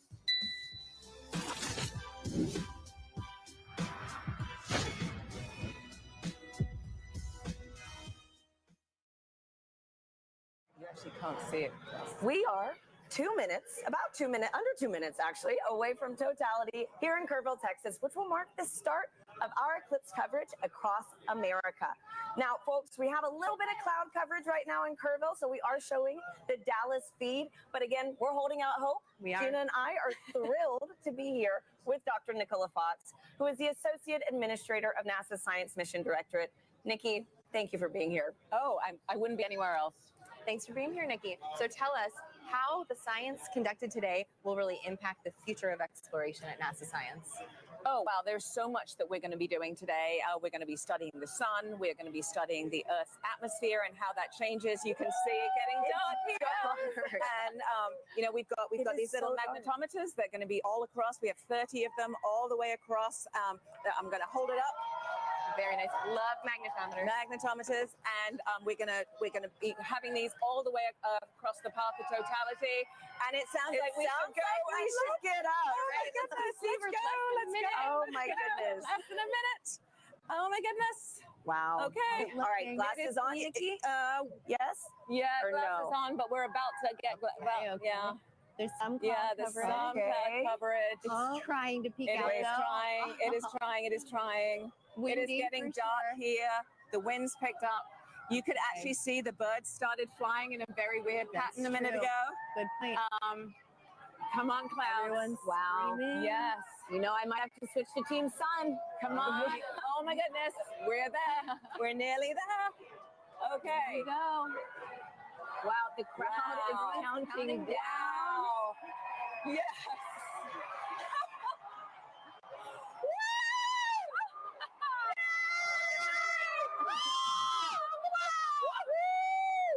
Oh my gosh, it's beautiful. Yes. Oh my goodness. That is amazing. I told you. No, go away, clouds. Go away, clouds. They're going to Look at move. that. Oh my goodness. I have been saying all day. Look how dark. Look how dark it is around here. Yeah. It is just this white ring. White ring. Yeah. It's so dark. It is so dark. It is so You can see dark. the planes in the sky You much can. better. Wow. You can. Everybody's We have just planes and screaming. helicopters and drones. The whole all over the crowd place is today. just Here we looking go. up. Clouds are going to clear for us. Yes. Yes. Woo! Oh my Look at that. Just It's look amazing. at that. That is And we have incredible. about, what, 4 minutes? Oh, yeah. to 4 just minutes fast and 25 seconds. to be Yes. I mean, this really, Yes. again, reminds you that we are on this one planet, you know, Yes. in this larger system. And you have to be on this planet to see what we're seeing. You do. right now. That's why we are Team Sun, Earth, and Sun. Moon. Because you need the moon for an eclipse. You need the sun for an eclipse. And we're Right. standing on the Earth to see it. Oh, man. So, all of NASA Amazing. science represented by a total solar eclipse. And something that, over 30 million of us today, at least Yeah, in at the path least. of totality, At least, yes. able I to mean, witness yeah. this. 31 people living in the path of totality. So Doesn't imagine count how the many people travels. actually traveled here. Yes. Absolutely. Yes. This Wow. is getting me extra excited about all the science that All the science that we're doing. right? Yes. Yes. All right, those clouds are playing tricks Those on us clouds now. are being pretty mean. Yes. It was nice to get a taste, though. It's Wow, true. It is Yes. so dark. It is. We've got everybody is looking so up. I'm dark. so happy that Yes. for folks that travel, Yes. able to see this take place. That's right. And And it's so- been such a great atmosphere here all day. Every time the sun comes out, everybody Everyone's cheers. cheering, Yeah. counting down. It has been incredible. And so, wow, that's true. Oh, Nikki, what's your favorite part about an eclipse? Is this your first? No, this is my second one. 2017. I was in Nebraska and I saw it there. But I think there's just you can study the sun, you can study the corona, but suddenly you see it with your own eyes, and it's that feeling of just wow, that is our star. Like that isn't just the sun anymore. That's a star, and you see it looking like a star. And as we study. As we look for exoplanets in other galaxies that might be able to support life, we need to understand our relationship here on this planet with that star. And That's right. so it's so important. And I think when you see it, you're just like, wow, it actually is a star. Yeah. You know, it's not just a bright point of light in the sky. You can see the structure. You can see just how exciting the sun is and actually how dynamic it is. Yeah. And, you know, it's not often in heliophysics that we can actually see the science that we're doing with our own eyes. That is right. So it's That a is rare right. experience. Or Yes. even sharing it, you know, Yeah. millions of Have us so today. many people partake. Yep. That's right. It's pretty windy too here. It is windy. And so I know earlier in the show we've mentioned that total solar eclipses really might only pass through a certain location, say every 375 years. Mm-hmm. Yeah. Can you explain how come we don't see eclipses like this every month? Mhm. Every month. Because the moon's orbit is actually tilted, and so most of the time when it passes in front, it doesn't block out the light for us. At this particular time, it is right on the plane between the Earth and the Sun. It is actually at its closest point to the Earth, and so in the plane of the sky, the moon is exactly the same size as the sun, and that is very unique. That is so special too. I mean, like, what are the odds? It's the 400s, right? It's Yes. The distance between the Earth and the moon is 400 times closer than the Earth and the sun, and the size is 400 times smaller as well. So it just blocks it perfectly. Yep. It does, and right now the clouds are blocking it perfectly. But Hey, but we got a taste of it, which is very nice, and we are chasing this eclipse across North America today. So excited! Yeah, we are. I think it wants to come out again. I don't know. These clouds are thinning. Yeah, the clouds. You can hear the crowd cheering. Getting excited. We're hopeful. Yeah, channeling all that good energy. Yeah. This crowd has been great all day. Oh yes, all day. It's crazy to believe too that it was so dark and it's only like midday. Oh yes. Yes. Yeah. Wow, and we're starting to get starting to get the light back. Yeah, starting to get the light back. Yep. So unfortunately, we did not see the diamond ring at the end of the eclipse because of the clouds, which is always a crowd pleaser. But we did see it actually right before totality. There was suddenly this beautiful bright one light, and then it all went dark. So we did actually see quite a few great features on the sun, and somebody actually was saying they could see a sunspot, obviously through their glasses, but they could see a sunspot. So yeah.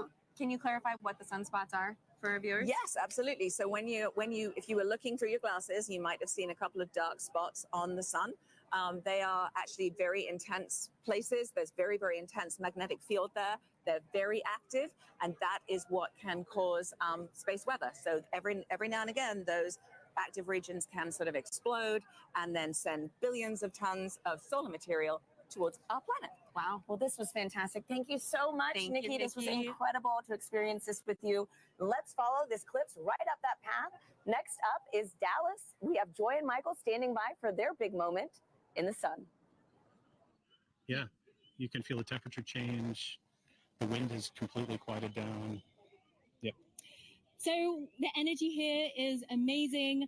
So with me right now is Dr. Michael Kirk. He's one of our eclipse experts. Michael, we saw an annular eclipse back in October, but Yes. today is a total eclipse. How are you feeling today? It is totally different. I am ecstatic. The annular eclipse was really cool. This is, you can feel it. The energy here is electric. If you look around, you can see that the darkness is coming. Let's have a quick look at what we're looking at right now. We're almost there. We're a couple of minutes away. Ooh, yep. Just a crescent left. So let's quickly talk about some of the ways that the public are participating in the eclipse right now. Yes. Michael, can you talk about some of the citizen science projects? Yes, there are people all around the country right now making measurements of audio recordings to see how the environment is changing. And it is a great opportunity to do genuine science with just an audio recorder. Fantastic. So we are almost like, let's see, a few minutes away. So minute just a 30 minute. out, I think, actually. So let's have a look at the eclipse. Michael, what should we expect to see moments before totality? Okay, so as we approach totality, you're going to see that crescent sun slowly drift away, and then you're going to see the Bailey's beads, where there are these bright points of light that are last bits of sunlight cascading through the moon valleys. And then right before totality, you'll see a diamond ring, that last single point of light, and then we'll be in totality. We just have a thumbnail of sun left. We are closing in on totality here. Wow, we see a sliver of the sun left. Remember, you can only take your safety glasses off when the moon has completely covered the sun. And in Dallas, Texas, we are seconds away. Oh my goodness, I can feel my heart racing. You can hear the crowd getting excited. The birds are chirping and they seem like they're going into their nighttime routines. Wow. So we are a few seconds away. You can hear the crowds cheering. Here we go. Oh my goodness. This is absolutely ecstatic. The darkness is coming over Dallas. Here we are. Just a few seconds 10 left. seconds. Woo! Oh, I'm so excited. Okay, we are 5 seconds away from totality. One little bit. It's totally dark here. Deep twilight around here. Wow. You can hear the crowd. So the last bit of lights, and we're in totality. Woo! Oh my God. Oh my God. That is absolutely breathtaking. Oh my God, Michael. How are you feeling right now? I am just awestruck. I mean, there's a few high clouds, but the beauty of the corona is clearly visible. You can see that spiky structure just poking out. It is heart-stoppingly beautiful. Oh my goodness, I have tears in my eyes. I was not expecting this. This is one of those experiences that you just never forget. I feel so special to be right here, right now, experiencing it, and knowing that people literally across the nation are doing the same thing is it's truly amazing. Wow, let's take a moment to take it all in. This is absolutely breathtaking. Wow.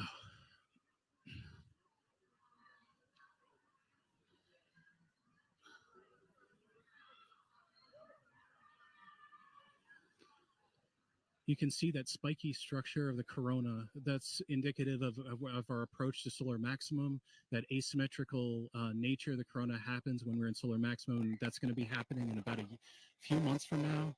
So that means that this view of the corona will never happen again, ever. This is a completely unique view that even if you see a million solar eclipses, you'll never quite see one like this.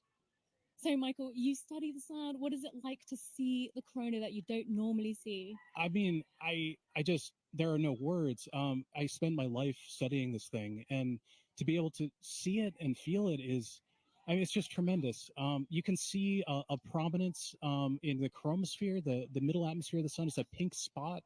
And that pink loop is what I spent 5 years doing a dissertation on, that one little pink loop. And it's just, it makes it all feel like it's in perspective now. I can't believe how clearly I can see those pink loops and the structures in the corona. We can see a few planets out as well. They're brightly shining in the sky. And actually there's a plane racing across the shadow as we speak as well. And I just want to take a moment to say huge thanks to our telescope operator, Vanessa Thomas, for providing these views. This is just so stunning. People are applauding here, as you can hear. I mean, I think everyone here is getting exactly what they came for, which is just that sense of your place in the universe. This is our closest star, and being able to see the star like this is truly special. Okay, we have 1 minute left of totality. Oh, the time just passes way too quickly. The next eclipse won't happen across the US for another 20 years. So this really is a once-in-a-lifetime opportunity for a lot of people. Absolutely. Our friends up in Alaska will see their next eclipse in 2033. So I am like already thinking I need to go there. I mean, it's just, Yes, definitely. it doesn't matter what I need to do. I just have to go there. Wow. So we're 30 seconds out. Oh, my so goodness. right before totality ends, our telescope operator, Vanessa, is going to put the solar filter back on. But let's just cherish these last few moments of totality in Dallas, Texas.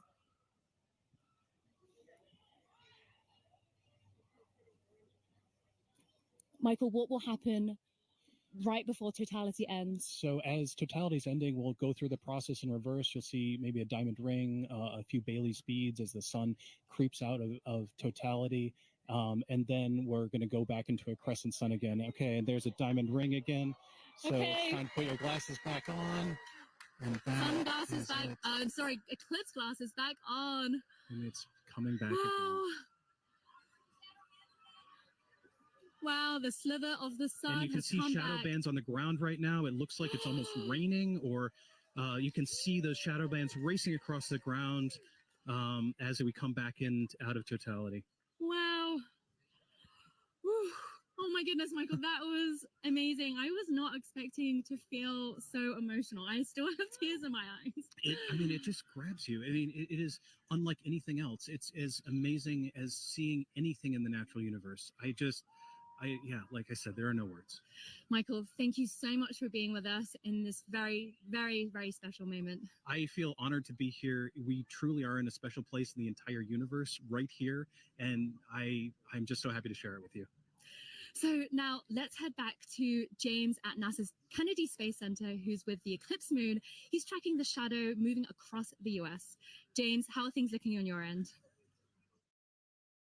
Yeah, wow, Joy and Michael, really cool view there. It's insane to see just how dark it gets. It's literally like nighttime there. You can hear the birds chirping in that shot as well, and the gardens, absolutely beautiful. We got a bunch coming up in just a few moments here. Our next eclipse path target here for the NASA broadcast is in Russellville, Arkansas. They're going to have a long window too, 4 minutes and 12 seconds. They're expecting that totality kickoff at 1:50:05 to be exact. Again, you can continue to track this with our Eclipse tool here. This is at go.nasa.gov/Eclipse Explorer. And you can see just how quickly it's moving. I'm playing this in real time. You can see that shadow. It's already moving very quickly to the northeast. And the fun isn't just for our friends on the path of totality, and there are a lot of people on that path of totality. About 31 million people reside somewhere on that path of totality. But there's a lot of people obviously outside of that path as well too. If I put on this overlay here for the percent coverage, a lot of folks, us included here in Florida, are experiencing that partial eclipse. As always, if you are in a partial eclipse, be sure to be wearing those eclipse glasses to protect your eyesight as you're viewing it. But you can see these bands here are greater than 75% view. So say you're watching up in, I don't know, Milwaukee here, for example, you've got a great view, almost 100% coverage. You're not quite at totality, 89.4%. Looks like you got good cloud cover there, 20% cloud cover. So hopefully you got a nice view up there as well too. I've also put on this overlay here to show you just the amount of the duration of totality. You see a lot of our places are within this middle band right here that are getting more than 4 minutes. It may seem like a lot of time, but as you've seen just how quickly that can go by. Michael sounds like he wrote his whole dissertation, a 5-year piece on those just few moments there. This just passes so quickly. And again, if you miss this, the next time you're going to have to wait for this in the US is not going to be until 2045. So again, make sure you're previewing exactly when to expect that peak time of coverage wherever you are in our path of totality or even outside of that path of totality. So a lot coming up very soon. Again, our friends in Russellville look like they have great coverage there as well too. Only 9% cloud cover, so hopefully they're getting a really nice view. But let's check in with Jasmine up there to see. Hopefully you're looking good for there. How's it looking up in your way up in Russellville? I'm just looking this way. Everything is looking absolutely fabulous here in Russellville. We could not have asked for better weather. So we are back here in the downtown depot area, and joining us now is heliophysics expert Dr. Patrick Kane, all the way from DC. How are you feeling about your very first total solar eclipse? I'm incredibly excited. As I'm watching all of the changes, there go the crowd. As I'm watching all of the changes, I'm thinking back to the textbooks that I've read, and this is, so it was all academic before. This is no longer academic. Yeah, so the feeling is very different than what we might read in a textbook. Patrick, just explain, describe the atmosphere around us as it's changing. Right now, as I'm looking around, of course, the temperature has been falling for the last 20 or 30 minutes, but the light is dimming, and it's dimming faster and faster and faster. It seems like it's accelerating. The crowd is definitely getting excited. I'm looking around the ground to see if I see the shadow snakes. I don't, but this is just really exciting. It really is. Honestly, like you said, we're feeling that cooler weather. Yeah. The crowd behind us just erupted. We're also feeling them fall a little bit quieter too. Right. So we're going to take a beat of silence as we get into totality. I think we're less than about 15 seconds away. So we're going to also look over our shoulder with our solar eclipse glasses still on until we are in totality. Here we go. Just a sliver of the sun left. Getting close. Crowd's getting excited. The crowd, yeah, all around us, completely electric.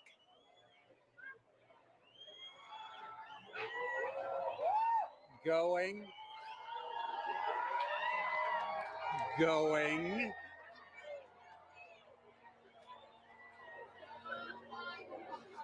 Wow. Oh my goodness. Here we are. Here we go. And the crowd goes wild. Oh my. Wow. We got some Bailey's beads. Oh, Absolutely stunning. that is spectacular. We see Venus over to the side there. And Patrick, it came and went so quickly, but we did see a diamond ring We did at the very indeed. beginning there. Can you describe to us what is that? Sure, that diamond ring effect is due to the moon not being perfectly smooth. It's got mountains, it's got valleys. So just like here on Earth, when we see a sunrise or a sunset through a valley, we just watched a sunset. Right there in the sky. Can we see any others as we're looking up? Yeah, we've got Venus on the over to one side. We've got Jupiter up here to the left of the sun, and there's This the is corona. Absolutely beautiful. That is spectacular. Now, you also said that this is happening during what we're calling a solar maximum. Now, Patrick, does that mean that the sun is stronger right now than normal? Not so much stronger, just more dynamic. It's changing a lot. During solar maximum, the magnetic field on the sun is more chaotic, it's more disorganized. So you see more random directions for the jets of gas leaving the sun. Right. That is spectacular. We could see a All stream. right, we are reaching Wow. that halfway mark already, 2 minutes into totality. There's even just a hint of a diamond ring down at the bottom. I can see it. Yeah, The we're looking lower at a limb. diamond See that? ring from Arkansas, the Diamond State. Now, Patrick, of course, as we've been talking about it, this is part of what we are calling the heliophysics big year. You are a heliophysics extraordinaire all the way from Washington, D.C. So what does that mean? Okay, so the heliophysics big year started out in October of last year with the annular eclipse. And of course, we take a pause here in the middle to watch this particular eclipse, but then it will end on December 24th of 2024 when Parker Solar Probe passes as close as it's ever going to get to the surface of the sun within 9 solar radii. Oh, wow. And I'm sure that means a lot to you because you worked on Parker Solar Probe about 20 years ago during its inception. So tell us a little bit more about that. I worked on a concept study for Parker Solar Probe back when I was a graduate student in around 2002 or so. And back then, the idea was for it to actually dive into the sun rather than orbit the sun. So it was going to be a sun dive. Wow, that is fabulous. This must be a very full circle moment for you, right, This is Patrick? brilliant. This is absolutely brilliant. And that diamond ring has been Wait a minute. That's pink. What we are actually seeing is down into the chromosphere now wow. of the sun. We're seeing a little bit deeper than the corona. I believe it's because of the pinkish color. We're looking down into the chromosphere, which is the next layer of the atmosphere of the sun down. Oh, wow. Wow. Oh my God. This is like nothing we have ever seen here in Arkansas and like nothing we will see for the next 2 decades, right, Patrick? That's right. It's going to be 21 years before we see it again here. 2045. All right. So as we are starting to exit totality, of course, we're going to be very careful with our eyes if needed. We're going to put those solar glasses back on, of course. And the crowd just erupting, falling quiet again as they watch this magnificent And moment I am take actually place. seeing bats flitting through the air. Oh, wow. Well, we will be very careful then. Well, yeah. And why is that, Patrick? Again, those nocturnal animals are coming out, right? They As think it's far as they're nighttime. concerned, it's nighttime. It's time to feed. So they're coming out to feed on all the mosquitoes we've been swatting. Okay. Got it. We'll be very careful for all those nocturnal critters around us right now. All right. We are getting closer. Get ready to put those All glasses right, all back right. on. We're putting those glasses back on. The crowd Oh, is, my wow, God. a second diamond ring seen from right here in Beautiful. Arkansas, the Diamond State. Absolutely stunning. Outstanding. Beautiful. Patrick, we're going to turn around now and just one question I really do have to ask you before we let you go is, are you team sun, moon, or earth? I am Team Sun. Team Sun all day long. Fantastic. I figured from a heliophysics expert like you. We want to thank the city of Russellville for hosting us, Arkansas Tech University, and our telescope feed operator, Joe Mattis. Thank you so much. Now, let's get back to James Traley over at Kennedy Space Center. James, back to you. Yeah, thanks so much, Jasmine. What have you guys had there? So you were just right here in Russellville. You can see that shadow has now officially moved off and is on our way to our next target, which is up here in Carbondale. Carbondale is one of those very lucky cities because back in 2017, they were right at that intersection point of the 2017 eclipse across America.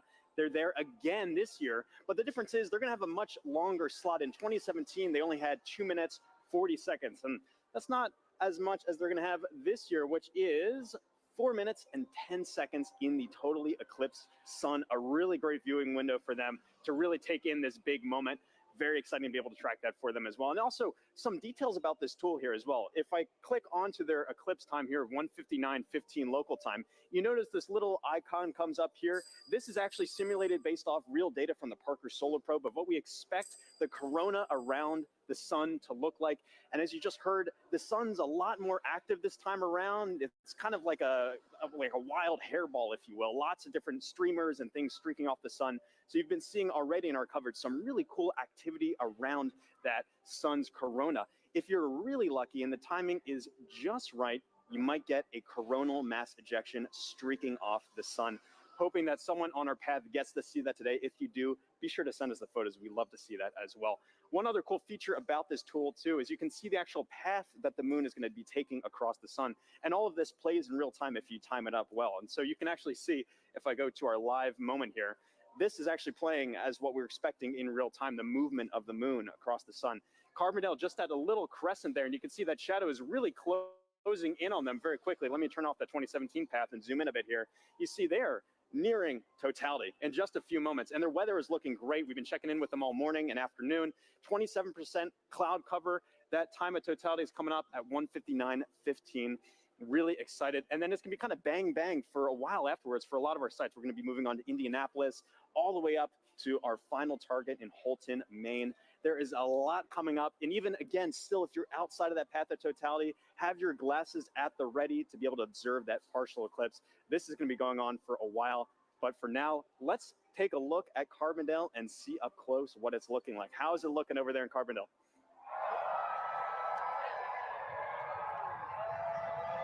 Couple more minutes.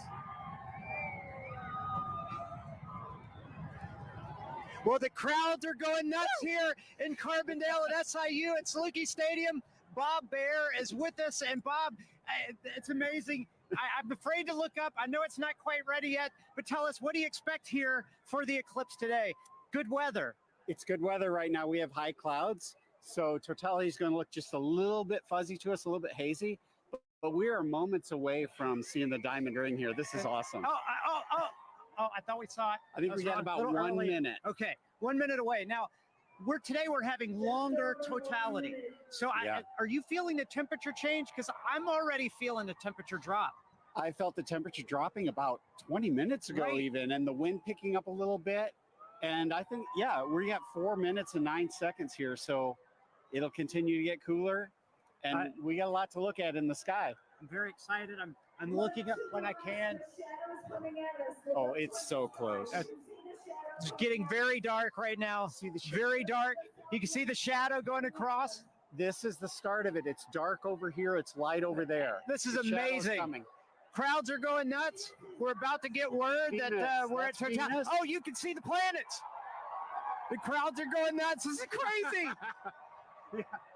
Bob, this is amazing. Here we go. Don't look at the Close. sun yet. It's Real not quite close. totality, but you can still see some of the planets right away. Very close. You got about 15 And the crowd is very Oh, happy. shadow bands. Oh, total darkness here. This is incredible. Oh, wow. There it is. There Diamond it is. ring. Diamond ring. Diamond Wow, ring. it's amazing. Hold It's the amazing. filter. That is awesome. Look at that. Oh, and wow. Bob, that's amazing. Wow. Jupiter. Complete totality. I see Jupiter. Oh my gosh, that is gorgeous. Wow, this is amazing, Bob. Wow, that is huge. So we have some prominences. I think we want to go look through the Yeah, scope. go Blair. through, look through the scope. I'm going to walk over with you as you talk through the scope. We are right here at one of the telescopes that we have positioned here. Bob is Wow. looking through with the naked eye and So you got going to give us some prominences. feedback on that maybe some prominence as we're seeing. What's got prominences amazing is all how around dark it is compared to 2017. Much darker, a lot more astronomical features. We have seen Jupiter, and I believe what planet is that, Bob? That's Venus to the right. That's I the Venus. Can't quite see Mercury. I think it's obscured by those light clouds. Yeah, up light there. clouds. But 360-degree sunset around us. This is amazing. It's going to get darker. It's going to get darker. It's going to get darker. Wow, Yeah, this is already pretty dark. We are not in the middle of the shadow quite yet. Wow. Did you see it? Yeah, timer started. Okay, 2:46 to go. Okay. Yeah. All right. So we're getting some live data from the team here. I tell you, it's really impressive, Bob, because oh my gosh, it's getting better. See that prominence at the bottom? Yes, at the bottom, there's a prominence. I see it. Wow. I keep looking. I can't believe the clarity. That it's so much darker than 2017. It's gorgeous. And what's awesome, we have 6 telescopes running back here, That's capturing awesome. data, streaming this. And that's a big important part here. This is not just capturing image to share with people watching the show. You are actually capturing scientific data that can be used by scientists everywhere. We are, and we've seen totality across North America so far in Mazatlan. Now we're experiencing it ourselves, and we'll experience it after this on the Jumbotron from the other dev sites. It's like the most amazing eclipse train you could ever ride on. Wow. This is a bit better than 2017. Without a doubt. Without a doubt. No cloud. And you know what's interesting is the crowd is quieting down. They seem to be experiencing the moment, taking it all in. A really special moment here. Look at so we must be getting close to the center. Where are we at? 2 minutes. So 1 minute 30 seconds. The corona's looking brighter because our eyes are adjusting now. I mean, that is amazing, Bob. And how much corona you see? I mean, like just last time I didn't see that much. Visually, oh, there goes a bat. See bat flying over the crowd. Oh yeah, we talked about the animals. Now we see them becoming active. We found a Luna moth earlier as well. But that corona is about 4 times the diameter of the sun. That is massive. That is amazing, Bob. And I'm really curious 1 about minute? that prominence at the bottom. Have you looked yet, Blair? You have to look. I haven't looked. So take a look. So Blair's looking through the scope now. Oh my goodness! Totality. Oh no, that one right at the bottom is significant, Bob. It looks like a coronal mass ejection, but don't fact check me on that because I'm just a novice. But there's actually 2 on the Bob. You got to look at that. There's 2. Look at the 30 seconds. William, 30 seconds left in totality. Jump in there. Take a look. It's great because we have telescopes out here for people to look at and actually see total eclipse through it. Corona. And we're getting close. I don't know what you guys are seeing on television, but 10 seconds. We got to cut it off. Okay, all right, here we go. 10 seconds before we need to put our glasses back on. Okay. Oh, sorry. You're good. You're good. We put the cap back on the telescope to make sure nobody looks. What an amazing too event, late. Bob. There's the diamond ring. There's the second one. Oh, snap. Oh, that's amazing. It's like it was scheduled. Yeah, somebody had the timing right here. Oh, my man, God, it's amazing. We will see shadow bands again here. You hear the crowd. Everybody's excited. There we go. What an amazing moment here at Snoopy Stadium. Oh my gosh. With Bob Bear and 10,000 fans, all loving every moment of it. Bob, some final words. Well, I think we just had an eagle fly over. Okay, so, but incredible. Well, that's one of those things you said. We saw animal reaction. We heard it. We felt it. It was wonderful. So we got to keep an eye out for shadow bands. We're going to see them again in about 1 minute on the ground here. Okay, so we'll keep looking for those shadow bands on the ground, but I got to tell you guys back at the studio, I know you guys have seen eclipses already. There's still some to come, but what an amazing moment. Back to you guys. Good weather all the way to the end. Thank you, Blair. We are in Indianapolis. We are almost at totality. With me, I have Nikki Rail, the Associate Director for Flight Programs for the Heliophysics Division, and Denise Hill, NASA's Outreach and Communications Lead for the NASA Heliophysics Division. You guys, let's get our glasses on. And you can hear the crowds start to roar. as everyone gets on their glasses. We are so close. Ladies, what are we seeing right now? I mean, just the ambiance of this moment. It is beautiful. We're just seeing a really small crescent, but the light all around us, it's so dusky and I'm just odd. It is. I'm feeling a temperature drop already, which I can't believe. It's feeling cooler. The crowd is starting to go wild. Yeah. We're still seeing that Here we crescent. go. Here we go. Getting All close. right. We are so All right, close. and the best soundtrack you could possibly ask for in the background here. Absolutely. Oh, we're so close. Okay, just a little bit left, and you can really hear the crowd taking here we off. go. They're starting to go wild. Here We're we excited. go. Yeah, here we go. There we go. We're so close. Here we go. Almost. Almost. We are so close. And we. Oh my gosh, there's that bright diamond ring. All right. Oh wow, look at that. There it You can is. see the. Yes. Oh my gosh, I can actually visualize the corona. I've always wanted to see that. Wow. Look at that. Fantastic. Oh my God, it's gorgeous. Oh my gosh. Absolutely An incredible sight. amazing. And dark. Wow. Wow. Look at how dark it is. Oh my gosh. And you can really see those streamers coming out right now. I'm seeing some bright lights around where we're seeing cratering, and I can see those streamers coming out of the corona. And are those Bailey's beads? Are we seeing any Bailey's beads? We were seeing some Bailey's beads. They're transitioning out a little bit, but yes, those bright light where the sunlight is shining through craters on the moon, mountains and craters. And look at those streamers of the corona. It is putting on a show. Moly. And it is dark. Holy moly. It is dark. I got to take a peek at the crowd right now. Oh, look at the crowd. Oh The my crowd is gosh. absolutely Oh my gosh. going wild. Everyone's got their phone out. It is now safe to look at the eclipse without your glasses. Wow. What an amazing sight. Folks, we've got 4 minutes here, a little under 4 minutes to enjoy this. Wow. And if you were in an open field right now, you'd be able to see a sunset, a 360-degree sunset all Yes. around us. Yes, And you I can see a little bit of You that can now. see the light around us a little bit. Yes. I have to say, this is my first total eclipse, Denise. This is my first total Incredible to see it. totality. Wow. This is a bucket list moment for me. This is incredible. Really a once in a lifetime, unless you're an eclipse chaser, which I'm considering it. I might I'm become one after considering this. it. Yeah. I quit my job. Yeah. Wow, Oh my fantastic. gosh. Oh We my spent gosh. so long trying to see that corona and to see it with my eyes. Yes. Your own eyes. Wow, just gorgeous.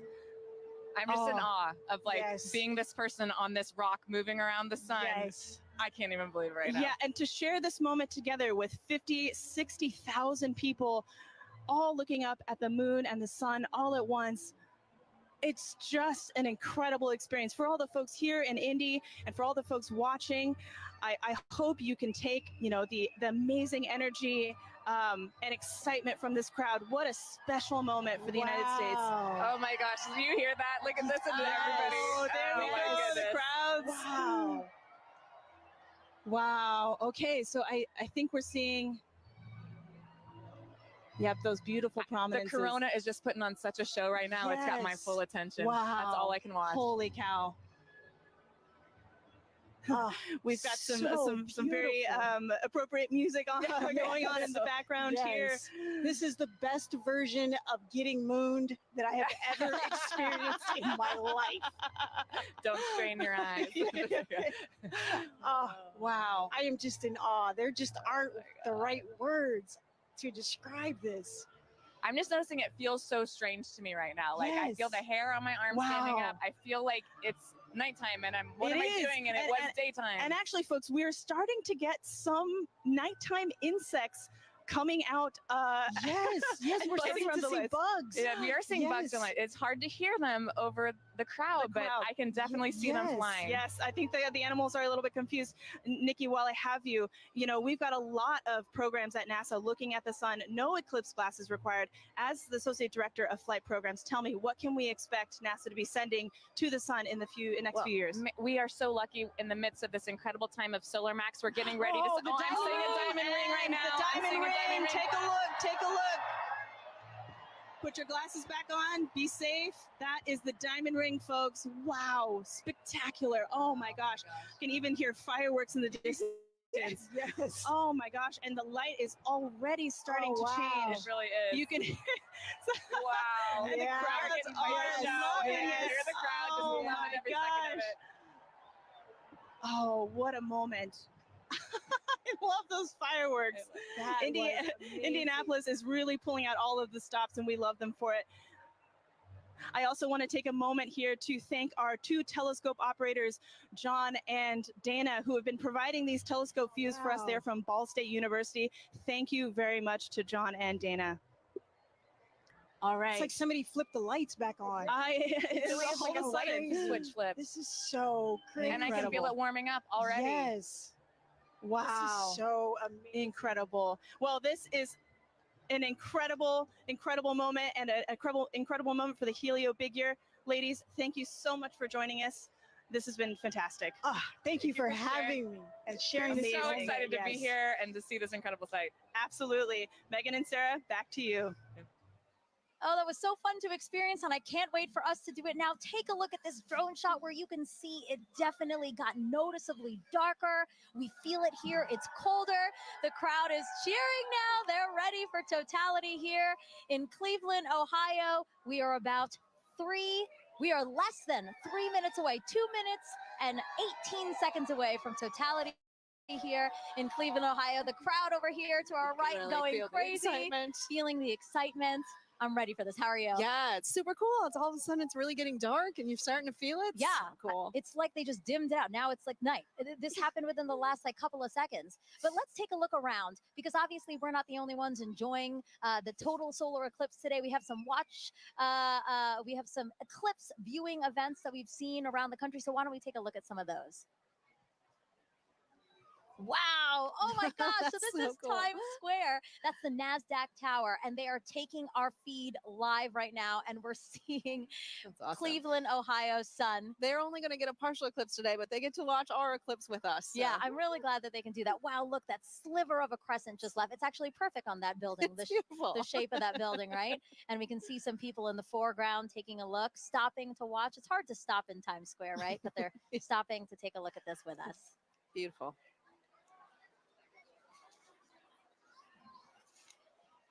Oh, awesome. So this is just next to us. This is Progressive Field here in Cleveland, Ohio. So the Guardians have their opening day today, and the first pitch is after 5 o'clock. But as you can see, they've opened up the stadium, and people are in there to enjoy. Big crowd the in there eclipse. to watch that. That's great. Yeah, you can. Oh my gosh, Oh, it just got gosh. darker here. Oh Yes. my gosh, that's so interesting. And then Mentor Civic Amphitheater again. The field starting to fill, and everybody looking up at the sky for their opportunity to see today's solar eclipse. This is us back here in Cleveland. Everybody looking up at the sky. We have That 30 crowd. seconds. 30 seconds until totality here in Cleveland, Ohio. Oh my God, I have goosebumps everywhere. Everybody's starting to Gosh. cheer. I might cry. I kind of feel like crying. This is so cool to see. It's getting so dark so fast. Wow, it's like night just descended on us. And look at the crescent slowly disappearing. Crowds cheering here. Cell phones up, cameras up. 5, 4, 3, 2, 1. And totality. Totality, everyone.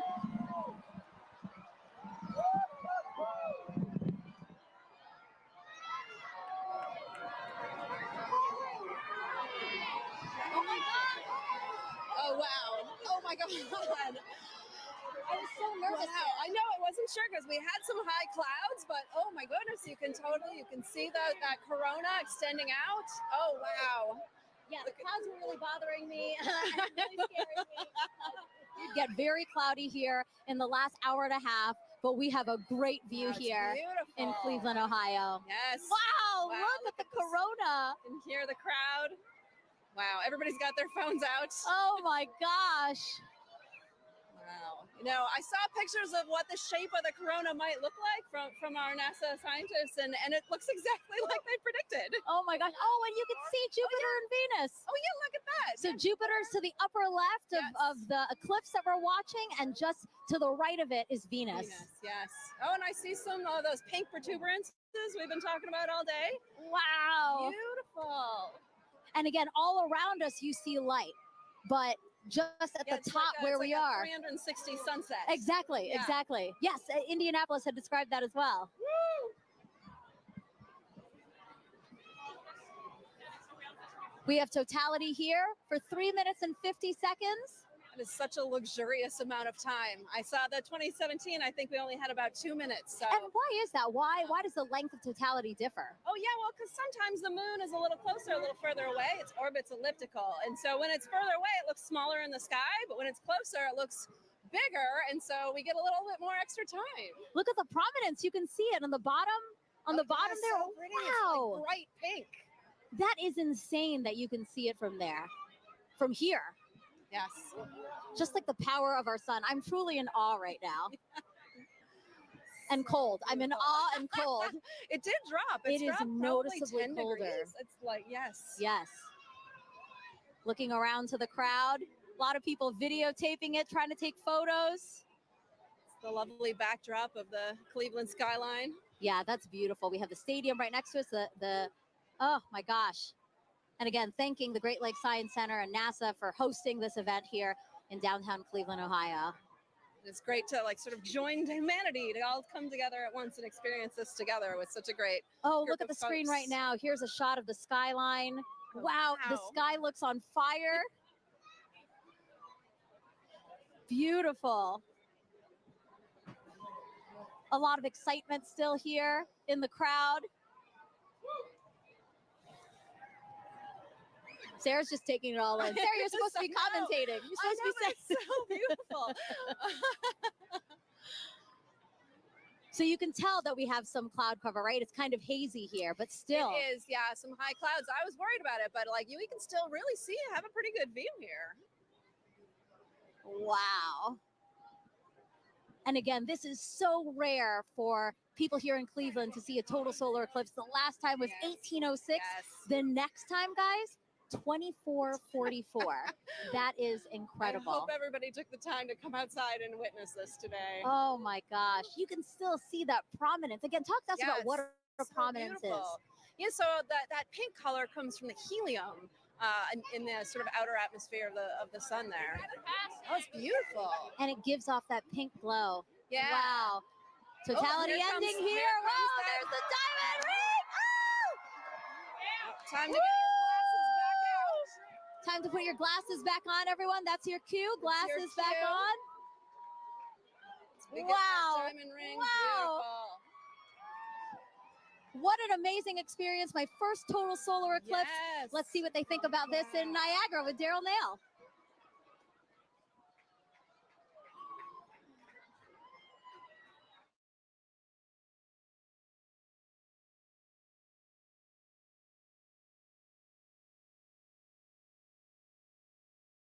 Over the entire area. You can hear the crowd erupting at various moments when the eclipse has been seen, but we are under pretty cloudy conditions, and David Sheeny is with us. He's a program executive with the Heliophysics Division. David, this is a challenging situation to be in order to try to see this eclipse. We've seen glimpses. We have seen glimpses. So we're basically spending our time staring at the sky, hoping for a little bit of a glimpse of what would be a totality. So right now, the sky has just completely gone dark. You see all the lights, basically, everybody's cameras and everything else are all making it lighter. And it's gotten significantly colder as well, just over the last several minutes. It's like, it's fascinating to see it go night like this. We've been listening to everybody across the country enjoying totality and seeing it clear. That's not the experience we're having here. In fact, it's so cloudy that our telescope operator, Jessica Bolina, who's working very hard to try to get a lock on it, has not been able to get that telescope feed dialed in because she has to have a view of the sun in order to see it. So we don't have a feed for you from Niagara. What we have is just every once in a while, you'll hear part of the crowd, only part of the crowd will cheer because I guess they kind of have an angle through the clouds to see just a little bit. Yeah, and the clouds have really only cleared out enough occasionally to even need eclipse glasses. So for the most part, you have a thick enough layer of clouds that you can see the eclipse without them, and it's just fine. So a lot of us have been able to just take regular pictures with our cameras. Let's take a look and just kind of enjoy the moment of darkness that we're in now.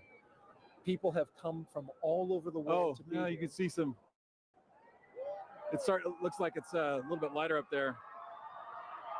Our spotlights are blinding these guys. Can you turn the spotlights down? So there, you got a little bit of eclipse stuff right there, with people watching. So we're just catching little glimpses of things as we look up into the sky. So this might not be as exciting as some, but this is what we get. We're just hoping to have a little bit of a glimpse. Well, we've got 3 minutes and 29 seconds for it to happen. We're already a minute or so in. Right. We heard there's going to be skydivers that are going to jump out. Probably hard to see them. Yeah, I don't know that we'll ever get to see the skydivers. You can't see any of Niagara Falls really. It's basically all like as if it was night for us here. You can start to see some of the light come in from the other side. So we're taking now a view of Tupper Lake, New York. That's oh, look, there you go. Right. There you go. Totality right there. We're getting totality right now that we can see. There it is. We just got a really nice clear spot right there. So wow, got a little bit of hole through the clouds so everybody could see. Just opened up. And now that was the roar from the crowd that you just heard. And just as soon as it showed. So yeah, we're continuing to watch the totality that we're getting right now. You can see a little bit of hint on the side as it's shining through. Down there, duck down. Yep. Jessica, so here we go. We have another view, a little bit, another little view right here. No. As it's starting to peek out around. Oh, there it is. So we're getting starting to peek out just around right there. Yep. Well, totality is complete. Yeah. Well, that was a fun experience to watch and hope for, like just everybody else around here, hoping for a view. And we got it. That was a unique experience. Bring the lights up. And suddenly night is turning into light and day. Yeah, we're getting some light again. Oh, although that's a lot of light. I was worried there for a second that we weren't going to get anything. David Cheney, thank you so much for joining us. Appreciate you sharing this experience. I was really worried that we were going to see something. Fortunately for everybody here in Niagara Falls, we got to see a little bit of the eclipse. And yes, we did. That was great. We're cheering now. Thank you very much. All right, you're welcome. As we take a look around the falls, and people have not moved. They are still looking up, enjoying the partial eclipse now. We're going to bring in Jeremy Hansen. He is a Canadian Space Agency astronaut who has been at the falls with us for the past few days. And Jeremy, you're going to be on Artemis 2, of course, the mission. We'll talk a little bit about that. I'm going to be looking over your shoulder here, Daryl. Hey, make sure you put on your glasses. We're still pretty safe. We got a lot of cloud cover, but That's true. That was actually, I think, exceeded expectations. Well, I mean, when your expectations start off with just clouds everywhere. Yeah. And I didn't think we were going to get anything. How did you feel when it finally poked through? I felt like success because we all really wanted to see it in totality.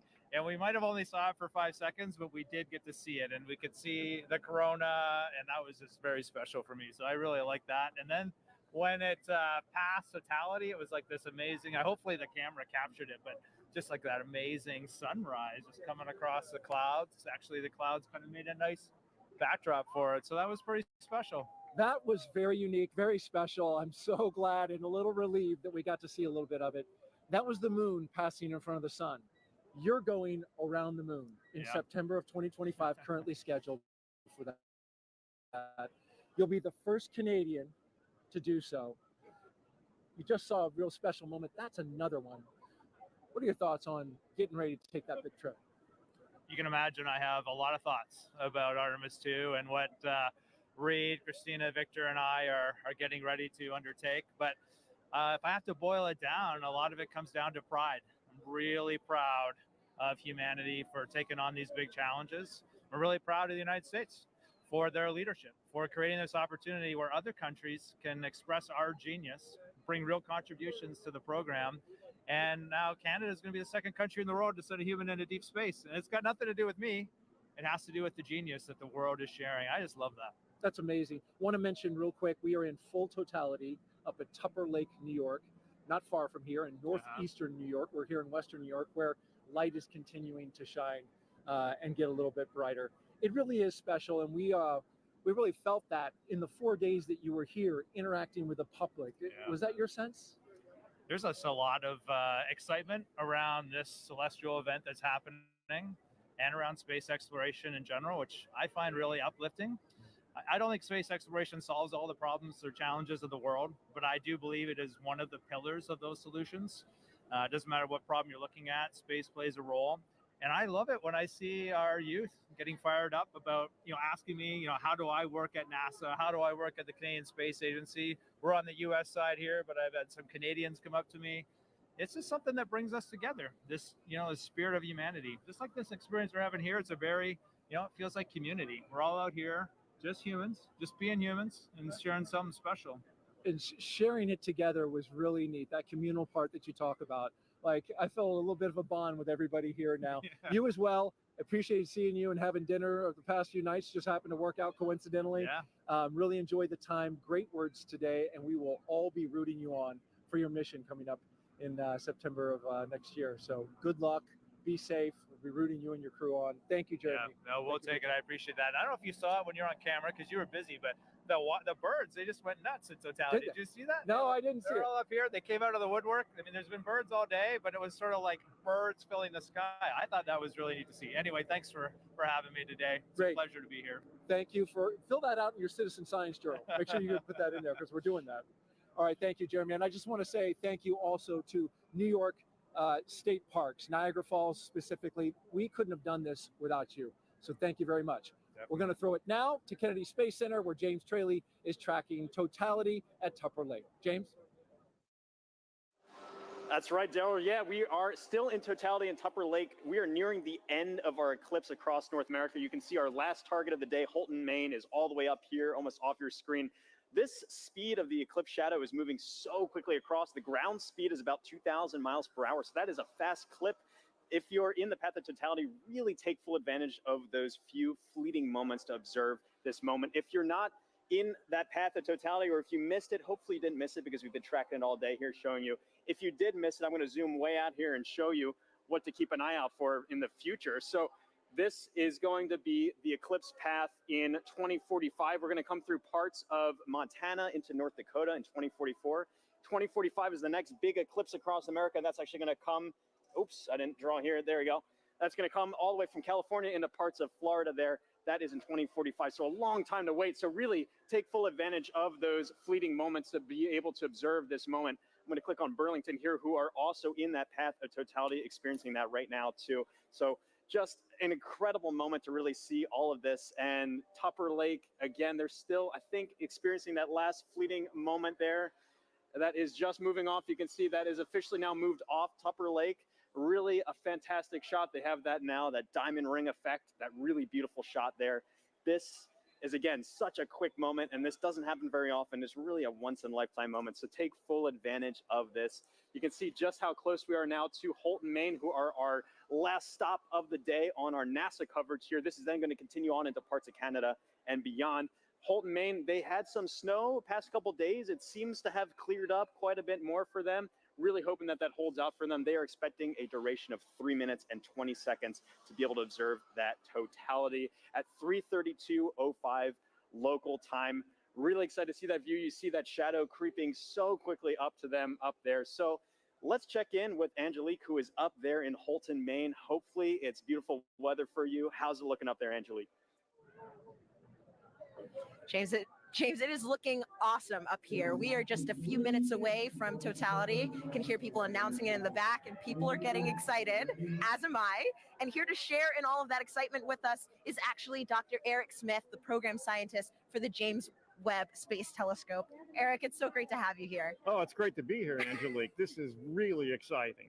Eric, is this your first eclipse? This is the first totality I'm going to Totality. see, so I am super psyched. I am delighted to be here in Maine to experience it. Yes, and so we've actually been kind of watching as it slowly gets closer and closer, right? And what are we? We're starting to feel it getting kind of cooler. We're seeing the shadows change. Yeah, we're seeing the light is definitely different from when the sun sets and the shadows get a little diffuse. Here they're still sharp, but the light is diminishing. Your brain tells it something different is happening. Something is definitely up. So speaking of up, that's where the James Webb Space Telescope is. And what's interesting about the telescope is that it actually can't look directly at the sun, just like we can't. Yeah. Can you tell me a little bit more about why that is? Sure.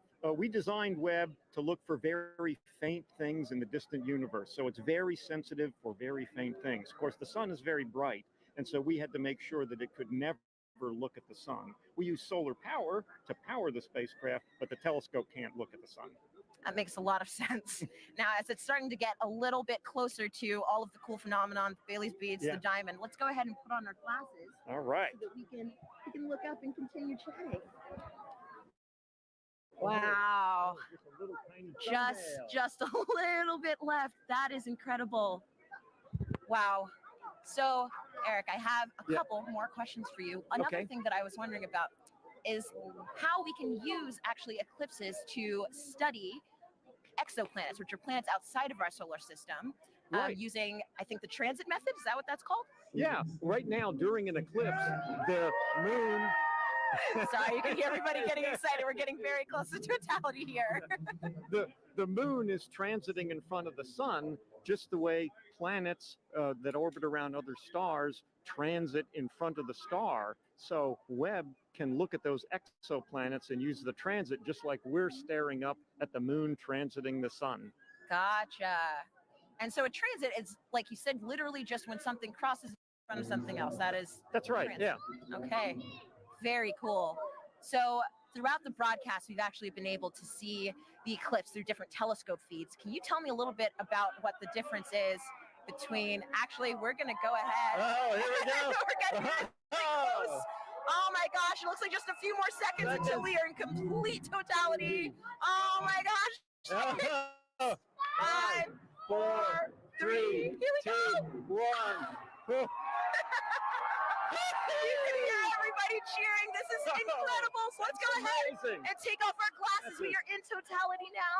Oh, you can see the coronal spikes. My Amazing.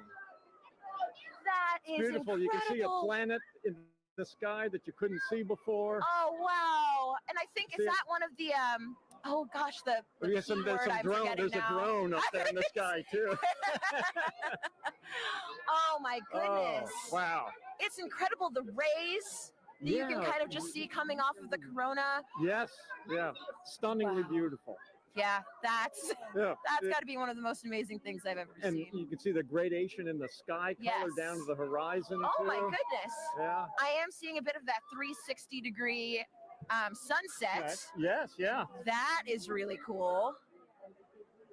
It's amazing. Even though we're in the total shadow Right. here, there's still the corona is still pretty bright. I mean, It's incredibly bright. You could read by the light of the corona. I think I would have some trouble reading, but I probably could. I could technically read something. So, Eric. Oh, and actually, we have the International Space Station flying over right now. So they are actually seeing not one, but 2 views of the eclipse. They're able to see not just the moon passing in front of the sun, but they're also able to see the shadow of the moon passing over Earth, which is absolutely incredible. I mean, I can hardly imagine a view being better than the one we have right now. But if there is one, it's probably on the space station. It's from the space station for sure. Wow. So yes, they're able to take some pictures of that. And that is just incredible. Just incredible. One of the things they told people to do if you're far away was to hear how nature changed. And it was interesting here. We're, of course, surrounded by a lot of people just to hear their reaction when we went into totality. It's true. The humans in nature have not gotten quieter, but louder, I would say. But I mean, you can definitely hear the loudness has a different kind of character to it. There's almost like a I mean, I don't know if wonder has a sound, but I think this might be it. Yeah. Hushed awe. Yes, Yeah. hushed awe. That's wonderful. And I can see just one little red, I guess like Yeah. We had coming down little there. red spots almost. I noticed those too. That's cool. Now there are two. Yeah. Wow. That is just so cool. Yeah, I like the 360 sunset. It's a little hard to see behind us, but it's Oh, we've yeah. got at least one or There- two drones. Yeah, some our robot overlords. Of course. And so, Eric, I know that, I mean, clearly with the drones, people are starting to get involved in the eclipse. And I know that there are lots of ways that people can actually get involved. One of those ways is with citizen science. Right. Do you mind talking about some of those opportunities, how people can actually... Sure. We had citizen science programs where people could use their cell phones to take pictures during the eclipse. And we're getting ready to come out of totality. And here we go. Put those oh, there it is. Oh, it's peeking out. Oh. Everybody is cheering. We have just made it to the end of totality. We're starting to see the sun just peeking back and it's out amazing. again. Now just look at the ground, how much brighter it's gotten. It is all of a already sudden. so much brighter. That is so wild. That was probably one of the most amazing, but also fastest 3 minutes of my life. Yeah. I wish I could do it all again. Yeah. All right. Well, that was incredible. Incredible to get to experience that here in Holton. Thanks so much to the city of Holton. And also thank you so much, Dr. Smith, for coming out and hanging out with us and experience this wonderful event. Oh, it was my pleasure. And congratulations to the city of Holton here for doing such an amazing job covering the eclipse. It was amazing. I mean, well orchestrated. Above and beyond. And I want to say, of course, a special thank you to photographer Dave Bowman, who has been giving us these incredible images from the telescope feed. And we're going to enjoy as the rest of the eclipse kind of ends here, going back in the direction that it came. And with that, we're going to send it back over to you, Megan.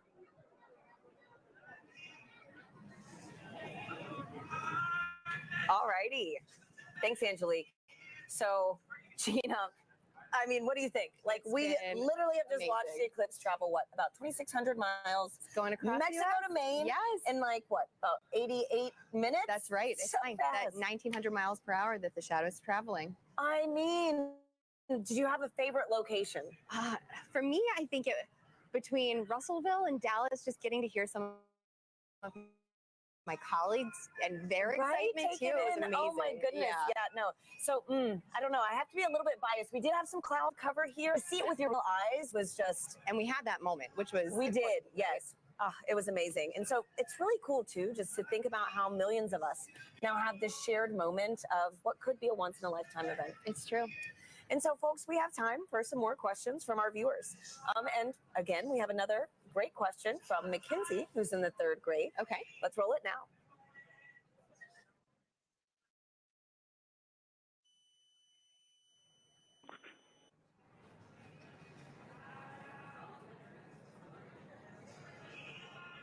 Hi, my name is Mackenzie. I am in 3rd grade. My question is, what is the difference between a lunar eclipse and a solar eclipse? Thank you for that question, Mackenzie. Okay, let's talk about the difference between the eclipses. Now, the solar eclipse that we had today is when the moon crosses between the Earth and the sun. But we also get lunar eclipses, and a lunar eclipse occurs when the Earth crosses between the moon and the sun. So it's really about where the shadow's going. Today, we have the moon shadow projecting on the Earth. During a lunar eclipse, we have the Earth shadow projecting onto the moon. So that's the main difference there. That we just saw, too, those incredible views from space, That's you right, know, from to see space that stations. second perspective view. And Yeah. so I've got another question for you right now. It's going to be Eli on Reddit, who wants to know, there are quite a few solar eclipses in the world every few years. So why is this one scientifically interesting?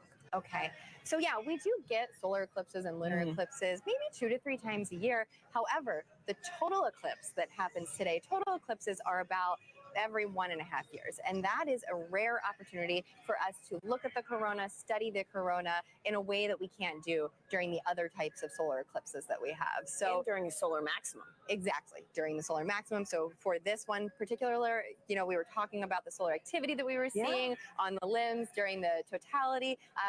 There's just a bunch going on today for this eclipse. And so too, right now we've got another incredible view. Oh, look at that. These are live views from space, which is just mind-blowing in general. And now we're also to see the moon shadow across the Earth. Wow. It is just amazing. So, Gina, too, thinking about how many people across North America today witnessed this one moment, it's a good reminder that humanity has been experiencing these eclipses for centuries. And, there are different meanings for these events in different cultures. Let's check in with Joy in Dallas to learn more about indigenous astronomy. Joy. Hi, and welcome back to Dallas, Texas. I'm with Dr. David Begay. He's an indigenous astronomer and also a member of the Navajo Nation. David, thank you so much for joining us. So when people think about science, they might be thinking of Western science. So David, how does that relate to indigenous science? And what did the total eclipse mean to the Navajo people? I think the knowledge on the eclipse goes way back from time immemorial, I'm told by my elders. And they knew that when you look at the sun directly, you can damage your eyes permanently. And so they knew that about the danger of looking at the eclipse with the naked eye. So people were encouraged to go inside to ensure that people weren't looking up, especially the kids. So it goes way back.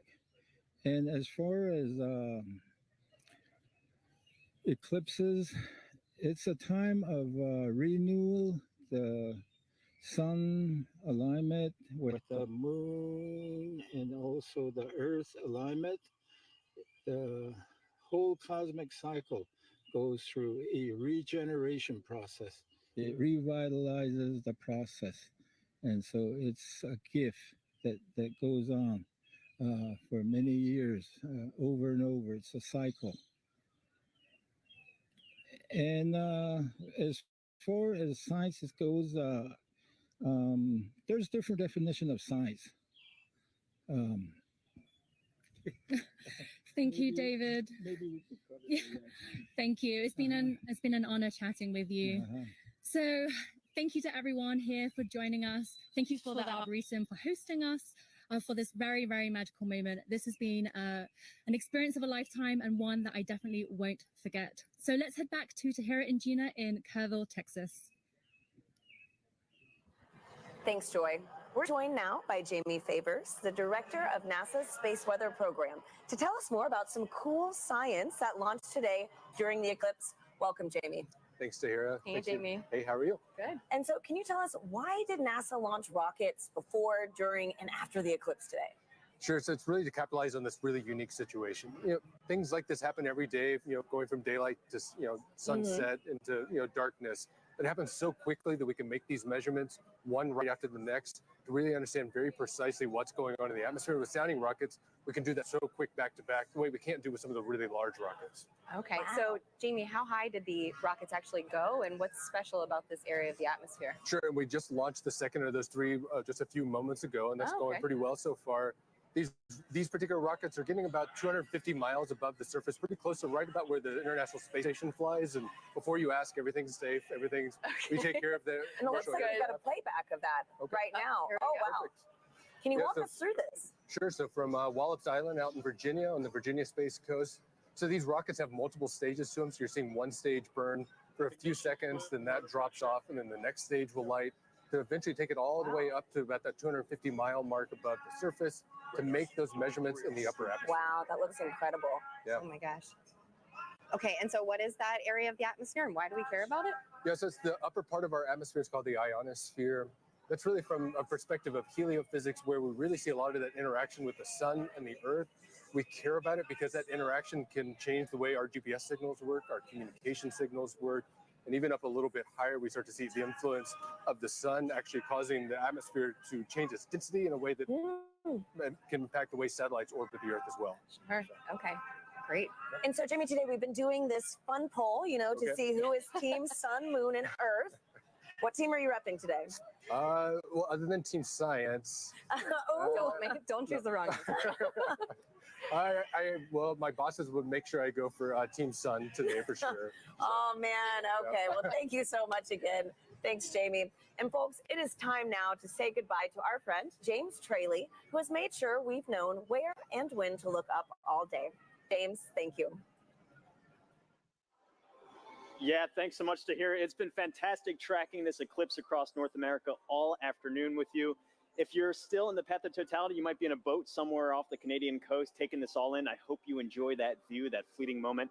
We've made a big journey across. I can zoom out here on our eclipse board. You can see we started all the way down here in Mazatlan, Mexico. We've trekked all the way across and are now, like I said, breezing past Canada now into the Atlantic Ocean. It's been fantastic to track this. And if I turn on the shadow of our penumbra, you can see this highlighted area. Anywhere in there is still experiencing a partial eclipse. So if you're in that partial eclipse area, be sure to have your eclipse glasses at the ready so you can take in that fleeting moment. We just went outside a few moments ago here at Kennedy Space Center to take it in. It's fantastic, beautiful view. It's really cool to see. You got like a little chunk out of the sun there for us here, only about 50% coverage, but still fantastic to see. So really, it's been phenomenal. We've lucked out in general with the weather all of today too. That was the biggest concern I had going into the day here. It's been beautiful views up and down here, and so really fantastic to see this.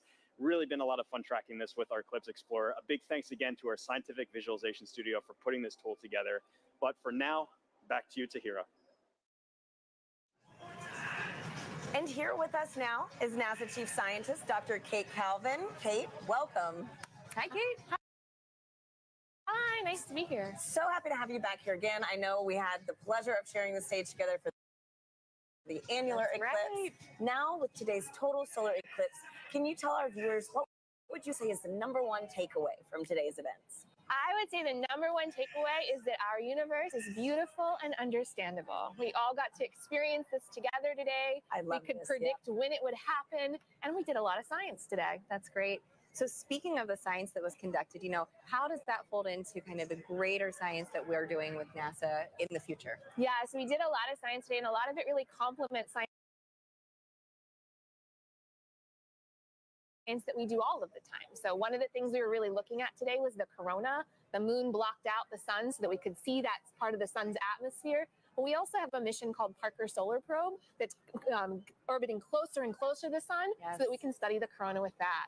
We were also looking a lot at how the eclipse affected Earth. So we had a citizen science project that looked at how the eclipse changed temperatures and clouds. We have a mission that launched 2 months ago that's studying clouds all the time, a mission called PACE. Awesome. It'll tell us more about oceans and atmosphere on here on Earth. And one of the other things we do is we develop instruments called a coronagraph. So the moon blocked out the sun today so that we could see that corona, but we can make an instrument that does that. And so we have an upcoming mission called Nancy Grace Roman that's going to block out the light of other stars so we can see what's flying in here around them. Amazing. So much going on for the sun at NASA, honestly. Right. And I understand that the Heliophysics division has a big sun celebration going on right now, the Heliophysics Big Year. Kate, could you tell us how we could get involved in this and really just celebrate our star? Yeah, this total solar eclipse was just one event in a series of this Heliophysics Big Year, working towards Parker Solar Probe's closest approach to the sun. And we have a lot of activities where you can engage in our science and learn more about the sun. And if you want to know more, you can find us on social media at NASA Sun. Fantastic. Wonderful. Thank you so much, Kate, for being here with us. It was really special to share this moment with you. Thanks, Kate. It's nice to be here. And Gina, this has been an honor. I mean, my goodness, to have the annular eclipse with you, then to share this total solar eclipse with you. I know. Thank you so much. And do you have any final thoughts? This was amazing. Annular was great, but to hear the energy here. The total was so just great a whole nother level. Both of you, Yeah. Once again, thank you for having me. Absolutely. And a big thank you to the city of Kerrville, Texas, the Parks and Rec team, and all the people that made today's incredible event possible. I also want to thank our telescope operator, Catherine Troach, for those great views of totality here in Kerrville. Folks, that is a wrap from Kerrville, Texas. Back to you in Cleveland. Thank you to Hira and Gina, and also Kate Calvin. And now check out who we have here at the host desk, the Pastronaut himself, Josh Dobbs, who just signed on as quarterback for the 49ers. How do you feel about that? I feel good. I feel good. It's exciting times. Obviously, I spent a couple years here in Cleveland. Got a chance to have some fun over at NASA Glenn during my time here. So it's cool to be back and taking the Eclipse Fest here in Cleveland. But looking forward to the future in San Francisco. I know NASA's doing some great work out there on the West Coast, so we'll be able to stay tuned to that as well. Yeah, so for people who don't know, the Pastronaut nickname comes from some incredible plays you had last year, and also you have a background here with us at NASA with some externships, but also you're an aerospace engineer. So how did it feel being back here specifically in Cleveland to watch the total solar eclipse? It felt really good. You know, when this event was put on my radar about a year ago in last off season, they're like, hey, like the eclipse is coming straight through Cleveland.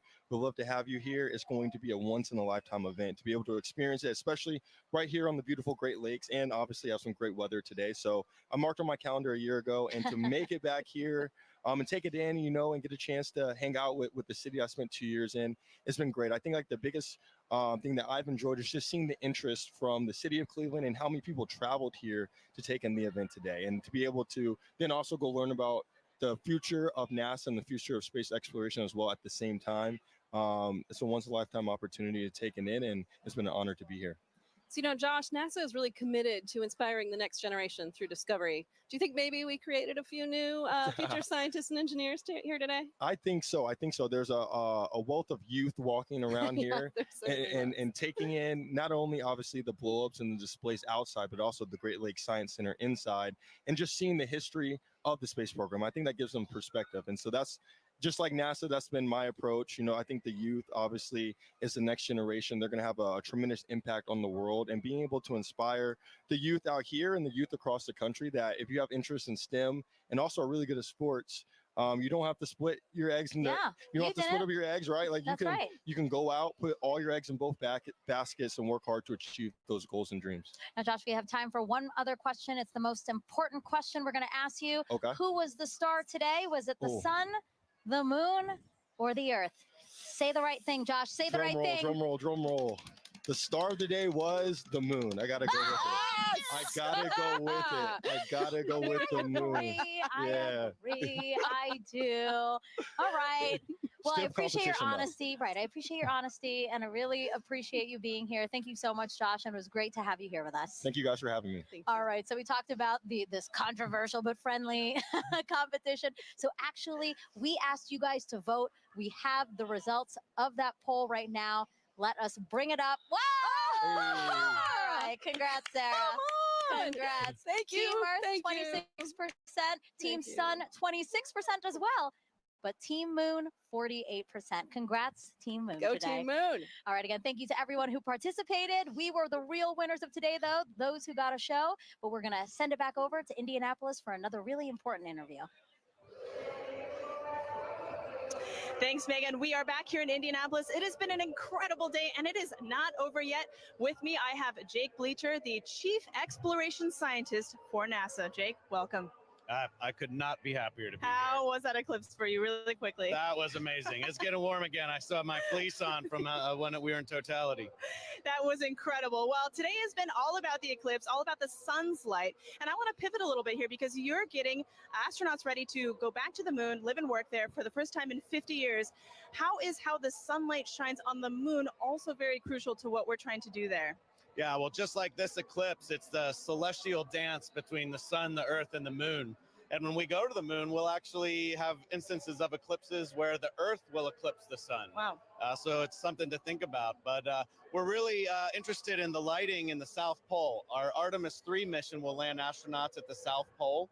And there, because the moon has almost no axial tilt, the sun is always right along the horizon. Wow. And so high peaks have sunlight more than normal amounts of time, and low depressions have almost no sunlight or never see the sun. And so we think there might actually be water trapped there. Incredible. So one thing that we've talked a little bit about on the broadcast is space weather. And space weather is really important to understand, especially when it comes to the safety of our astronauts. Can you describe how the instruments Ursa and Hermes are actually helping keep our astronauts safe? Yeah, Ursa and Hermes are payloads, science instruments that we'll have on our Gateway. Gateway is going to be a station, a research station that orbits the moon and astronauts can stop there on their way to the surface of the moon. And these payloads or these science instruments will be there to basically detect what the solar weather is like, what we call space weather. So that radiation that our astronauts will live in when they're actually there. So understanding your weather is the best way to be prepared for it. Absolutely. Well, you've given us a lot to be excited about. Jake, thank you for being here on this incredible day. I would not have missed it. Well, folks, that is all we have from Indianapolis. Thank you for joining us. It has been a wild ride, pun absolutely intended, and we've had an amazing time. So from all of us here, back to you guys. Thank you, Lauren. I did enjoy your pun. And now back here in Cleveland, we are joined by Jimmy Kenyon, director of NASA's Glenn Research Center. Thank you for joining us and for hosting us, really. Absolutely. Thanks for having us here. Well, so yeah, Glenn Research Center is right here in Cleveland, Yes. just down the road, the only NASA center in the Midwest, the only one in today's path of totality. Literally everything aligned for us to get a great show here. Absolutely. And it has been such a great show here. You could not have asked for better weather. And it's springtime in the Midwest. That's always a little bit of a debate, but you could not have asked for better weather. What a great outing. We're here with our partners at Great Lakes Science Center, and which hosts our visitor center. So where the people are. And, Yep. and just a great opportunity to have everybody here and connect them with what we do. Yeah. Yeah, you hosted this wonderful three-day event here and invited the community and all your visitors in to come and explore and learn a little bit about Glenn. Why was that important to you?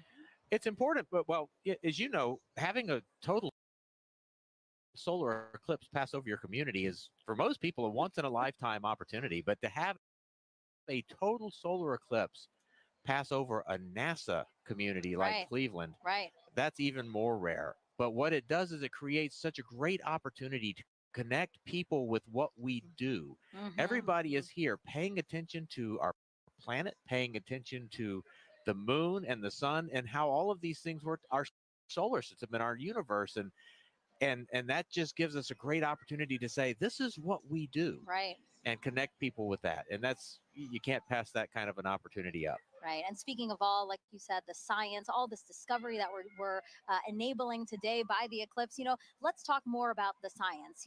I know that nothing flies without Glenn. That's what you love to say, Jimmy. That's so right. Can you explain the center's critical role within NASA? At NASA, Glenn, we work on aircraft propulsion, spacecraft propulsion, power for both aircraft and spacecraft, communications. We also work on materials and testing in extreme environments, but our core competencies of power, propulsion, communications. No aircraft and no spacecraft flies without those three things, and they never will. And so NASA Glenn is literally part of virtually every NASA mission. Well, Jimmy, thank you so much. I really appreciate you being here and again hosting us. This was a wonderful event. I know so many people joined us here and really enjoyed it because we were watching, we were looking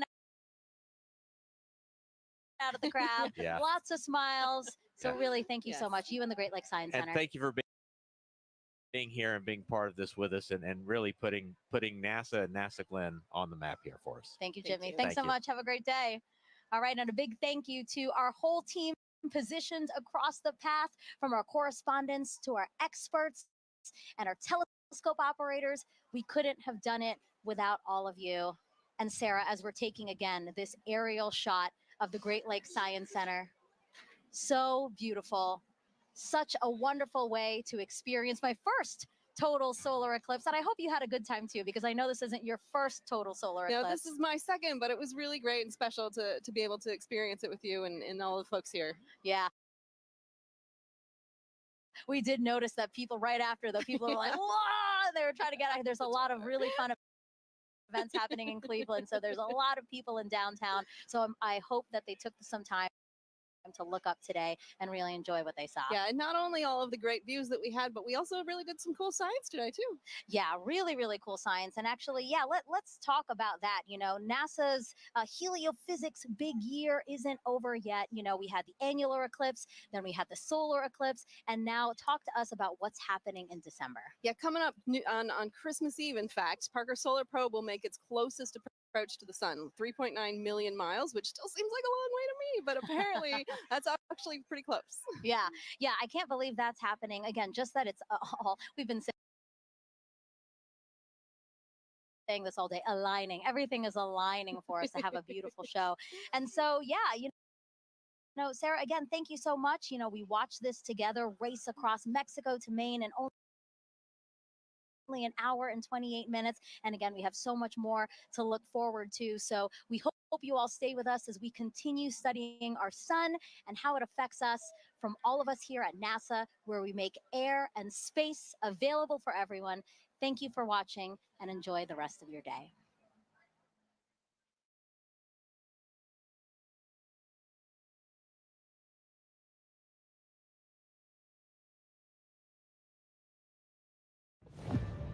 We are one of 100 billion stars in a vast galaxy, but for all of human culture on Earth, one sun that nourishes us all.